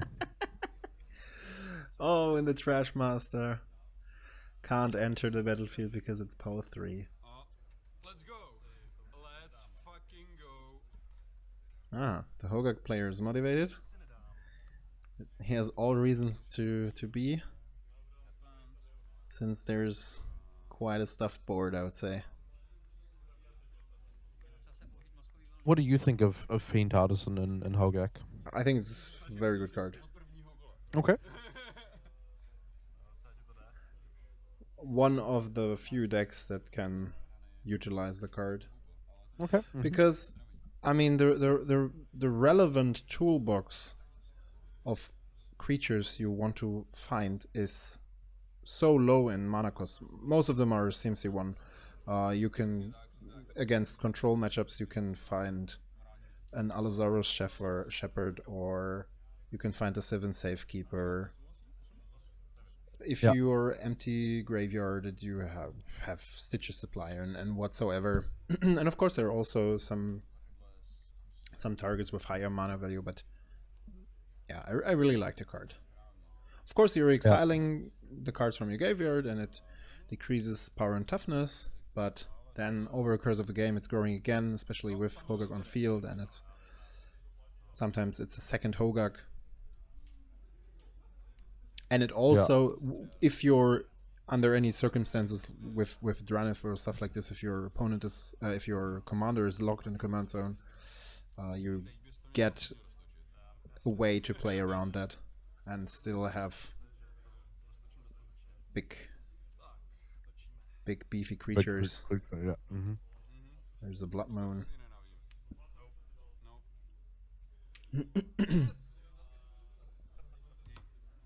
So that's it. That's a 2-1 for Hogaak. So we have Hogaak in the finals. Yep. The interesting question is, what is the opponent playing? Is this on the left side? Which decks do we have left from the... It could be Leovold. It could only be Leovold. because we see Demir Duel lands. Yep. And we also see Demir and Boseiju, Golgari, so yeah. that should be Leovold, yeah. Is that a Sage? Yeah, I think it is. It's a good card against Leo. Definitely.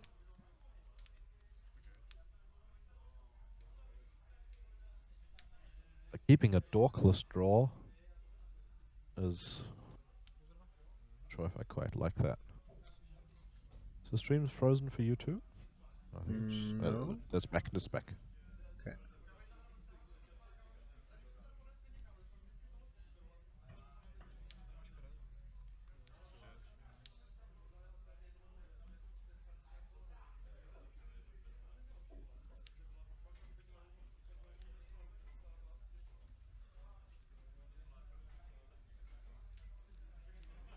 So let's just update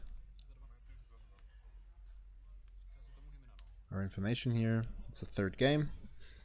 So for everyone who's watching this as a video, this one is the third round of the second semi-final. So we have a Turak being cast for 3 mana, and it being hit by a counter spell. We see a Hogaak in hand A mind on twist. the Grist player side. It's a... Yeah. I said You had Turak him to Turak mana, for which 3, is- that's the same. That's a mind twist. But it's a mind twist.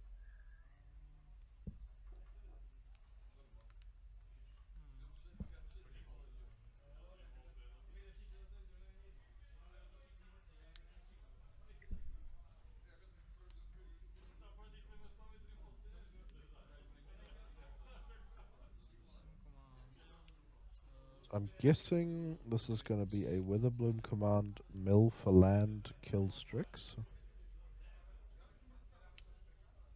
Would make sense. Yeah, and we see a Boseiju and an Overgrown Tomb in the Leovold hand, so they don't have that much gas left. Yeah.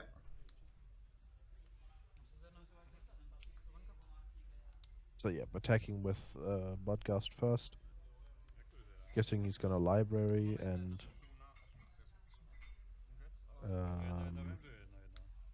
if the opponent puts a Leo in play, he can hope to draw a land. He can choose not to use the library trigger, hope to draw a land and kill Leo with Grist. Asi by neměl být problém úplně. Si tady dám za 16 s bankou, že jo, bude to dobrý. I think he's going to Boseiju the library. That would be... feels a bit greedy to me.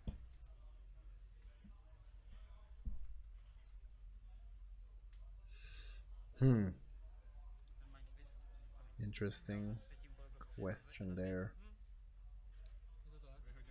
He has the Boseiju still in hand. He might just attempt to cast Leovold. I really like to see Leovold back in any top 8, as I'm such a big fan of the card. Should play it again at some point.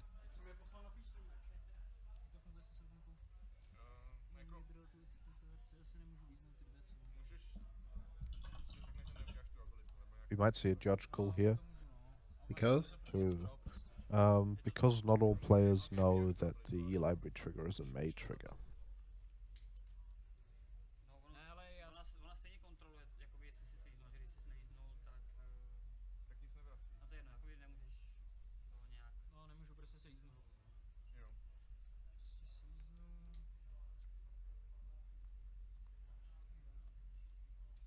Jestli když vyhraješ, tak budeme nejsilnější hospodská grupa v republice, jenom bych ti to chtěl říct. Okay. Jako náš kroužek bude... But I think they figured it out.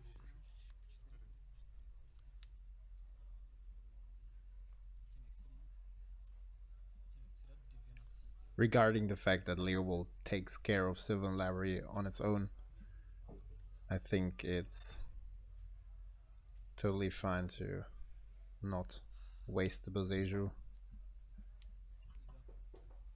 Yes, yes. I think thought seizing here first is probably wrong. He gets a trigger.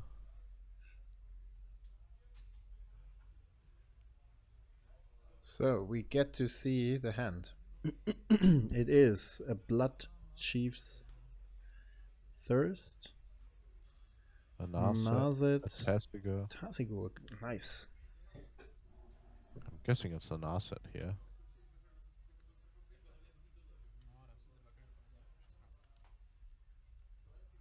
Really? I'm. Phew. What do you think he's gonna I take? would probably get rid of the Tasigur. And he takes. He has a Hogaak in hand. He has Grist to ultimately deal with big creatures. Yeah, then he takes the Thirst, and that's what he does.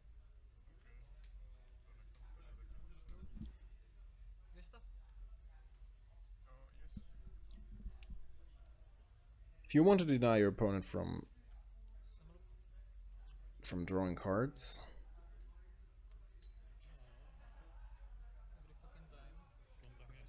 it's so bad. He has like 6 cards in graveyard. Did he draw off of the Thoughtseize target? I think he did, right? Yeah, yeah. He drew the Narset. Okay.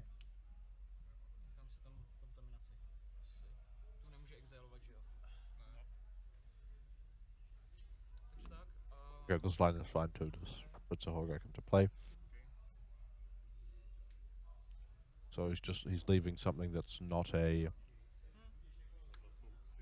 If he left a creature in the graveyard there, then he would have been able to deathrite for value. So he decided not to.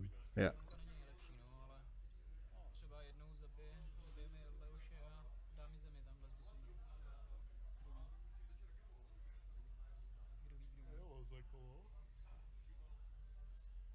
I think a line that's pretty likely here is Narset into removal for Hogaak, and then attack Grist. Yep, absolutely. Which that would be great. There's a Maelstrom Pulse, but I think he's 1 mana short. No, he has an Overgrown Tomb, right? He can Overgrown Tomb and. Does he have a land in his graveyard? I think he does not. I don't know what that bottom card is. Could be a Prismatic Vista. The bottom card is a counterspell. Oh, it's not a. Oh yeah. Counterspell, There's no Strix, lands left. and yeah, so there's no land. That's a bit unfortunate.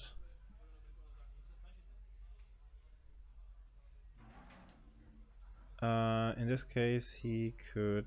If his unknown card is a fetch land, that's very strong. If not, okay.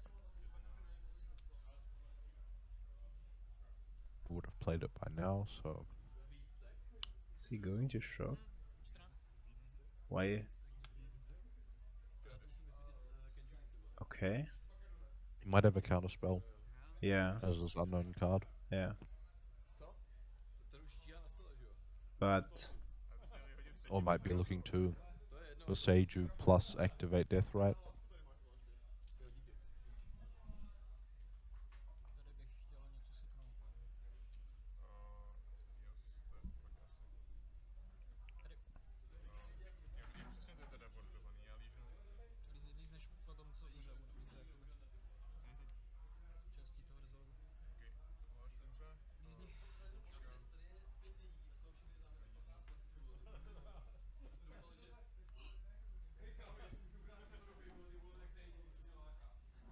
Is it worth it to attack the Narset here with Hogaak?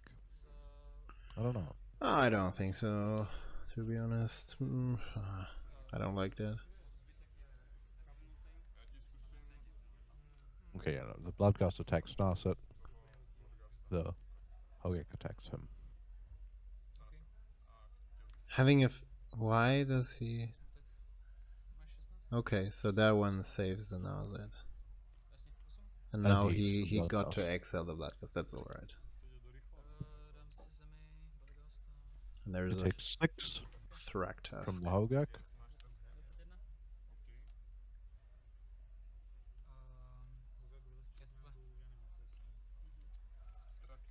21. Ketva. I'm not completely sure, but I think Tarzigo might bring it home on the long run. Oh, is it a true name nemesis? Yeah, it's a true name nemesis. And he drew a Bayou, that's good. I think he's currently in a good spot. Yeah, I think if he Maelstrom pulses the Hogaak, Could he even has. Yeah, go on. Sorry. I'm not sure. If he has a land drop, which he does, and he Maelstrom pulses and True Name Nemesis to block the Thrag task, and leaves the Hogaak in the graveyard for a turn. I don't know how likely it is that he gets to recast the Hogaak.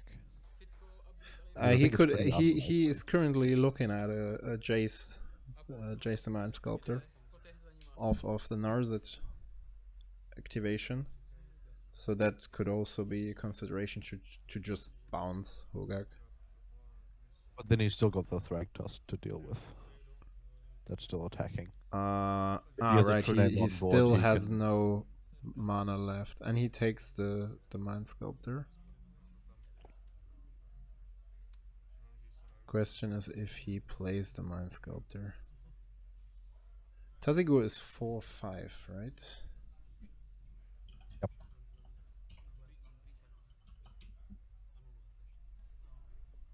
That was the wrong card.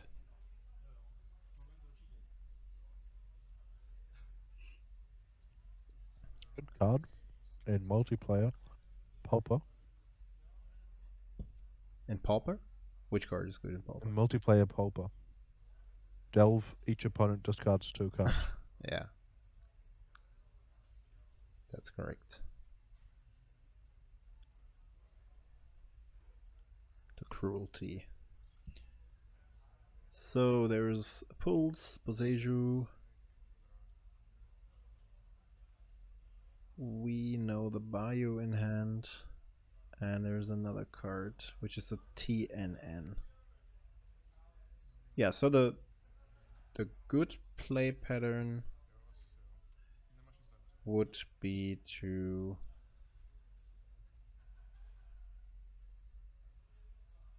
okay, he decides to play the Jace.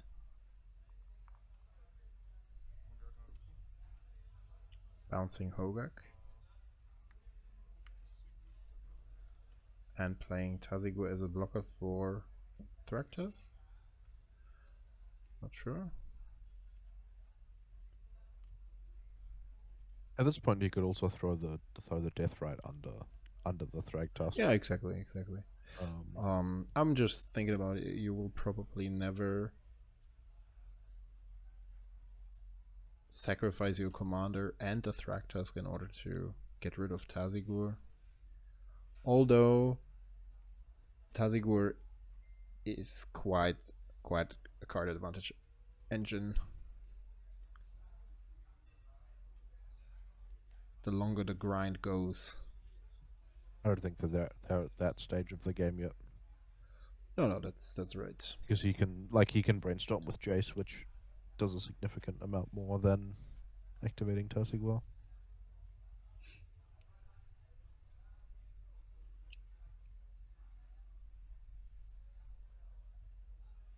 Then again, brainstorming with Jace sets up a Tasigwell activation very well, since you can mill a land and an on-land card to always get that on-land card.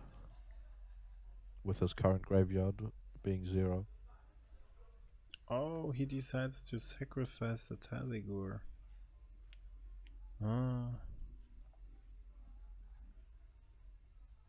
Yeah, I don't really agree. Me neither. Me neither.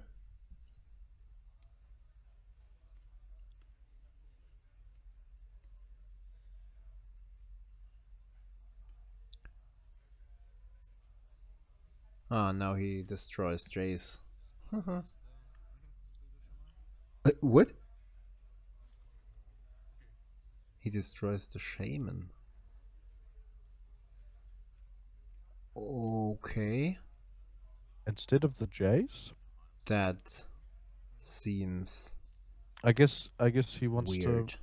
Yeah, it does. It does. It does.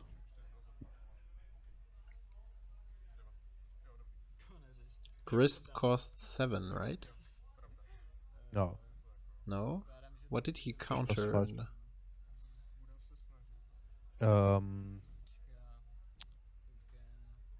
A hymn to Turok that costs 3. Okay. Alright, the Mind Twist. And there is a hymn to Turok, which is...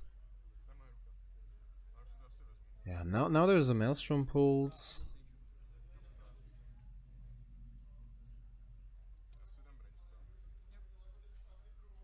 Brainstorm. We see a Baby Jace, a Clearwater Pathway, and a Tropical Island.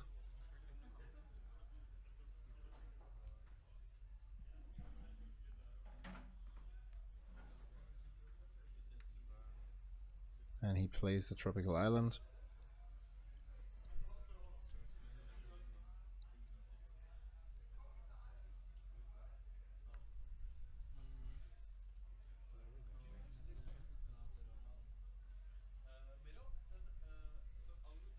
Oh yeah, there's a true name. I forgot about that one.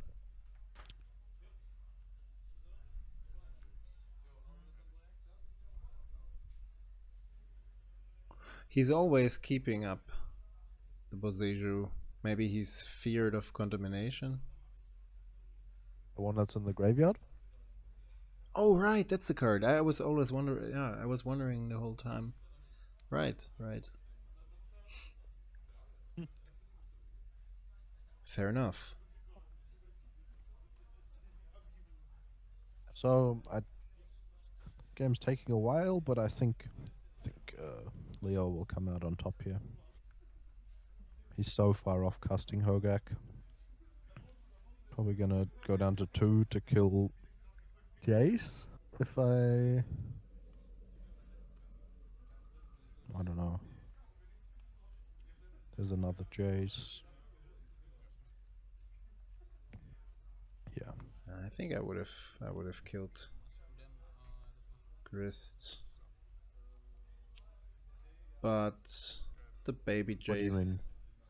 I You would would've have killed Maelstrom Grist? pulsed Grist probably, but then you're left to a potential land drop and a third recast, and then your Mind Sculptor is still gone. Yeah.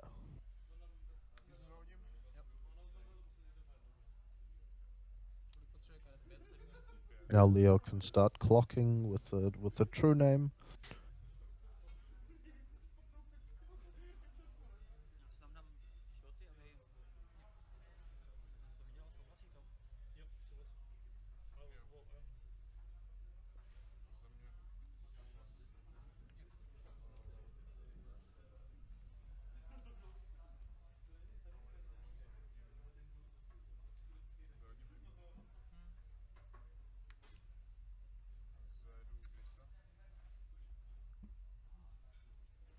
Oh, he's discarded him to stroke that costs 2.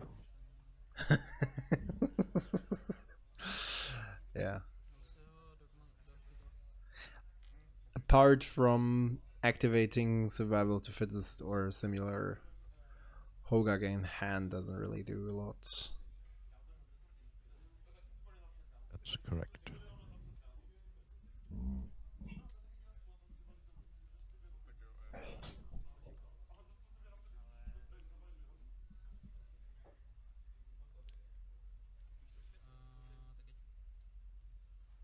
That was an interesting retap. He untapped Shipwrecked Marsh for Underground Sea. Yeah. Was a draw go, if I saw that correctly? Yeah, draw, play land, go. Yeah, I mean there's This is in the bag. So the final match will be Leovold versus Hogaak.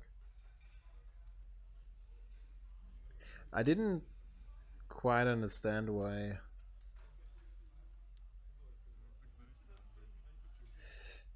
the Grist player did not decide to play Grist the third time after fetching.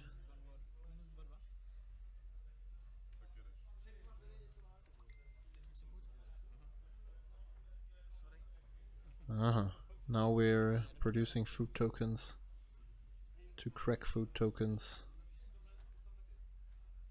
and delay the TNN beats. I don't know what he's looking to draw to here. Maybe a Metok Massacre? Me neither. Yeah, but then you still have to deal with the planeswalkers on field. That's true. But and the Jace isn't that scary. The Jace isn't that scary. Not yet, at least, because the graveyard is not very. Well, no, the ultimate is when you I think it's when you cast a spell, you mill or something like that. So we see a second Hogaak cast, and so Grist was in graveyard, but why didn't he do it last time? Maybe he couldn't last turn. We see a Tails End for the Hogaak. And there's no... we don't see a Tails End for the Hogaak. He has it in hand? Yes, he has it in hand. Yeah, he still has the Maelstrom pulls. That's true. And there is a leadership vacuum as well. Oh, I don't see why players are playing this card still. It draws a card, Felix. It draws a card. But it costs 3 mana and it removes only one Maelstrom card. Pulse also costs 3 mana.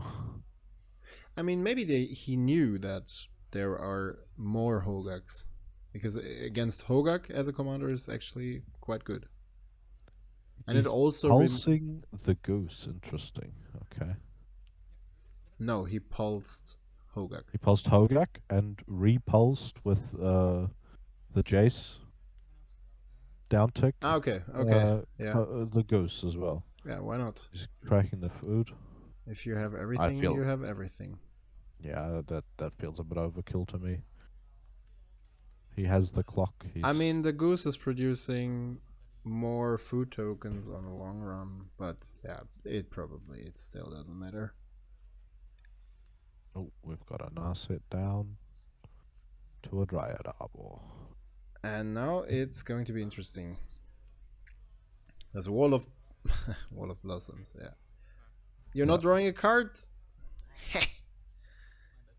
Merp. Very good. This is the way.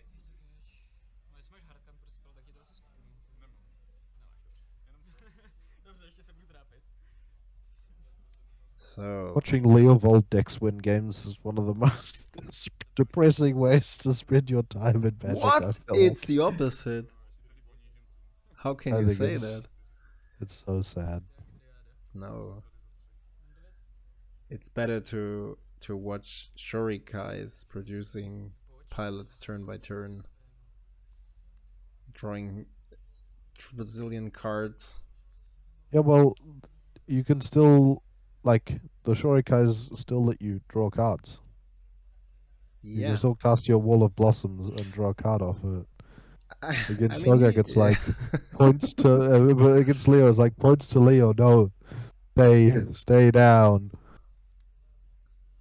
There is an Inquisition. What is that card? It's a Dark Boar Pathway. Okay. Yeah. So funny that it's been sandbagging a land when he's at 7 mana to cast his commander. Yeah, I'm not quite sure if he expects his opponent to ever like tap out, or like why he isn't recasting Grist. I don't know.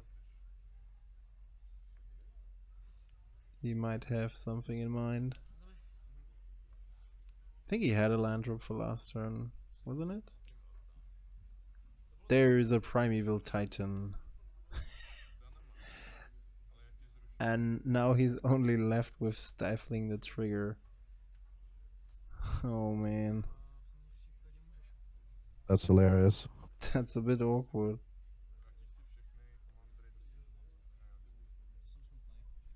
Yeah, I draw a card. I cantrip for 3 mana. Amazing. That's what you call powerful magic. Yeah, I don't know. I would like to know the life total. He drew a Hull Breacher that is not really doing something. How was it like if you have 2 replacement effects?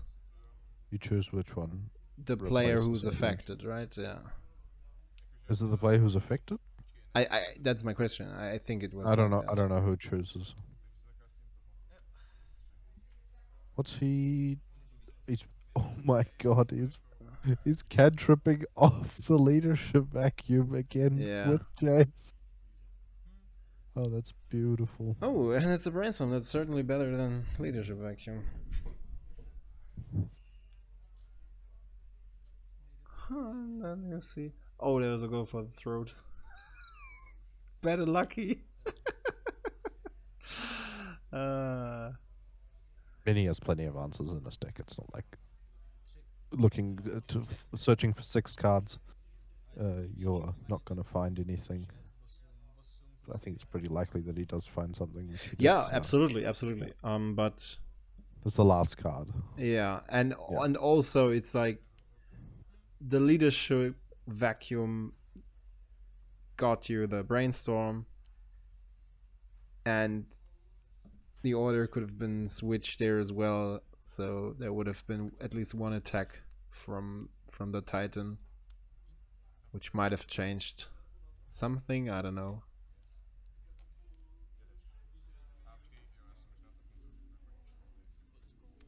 But yeah, that's the way Leovold wins. Mám ještě jedno draw. Unearth, don't draw.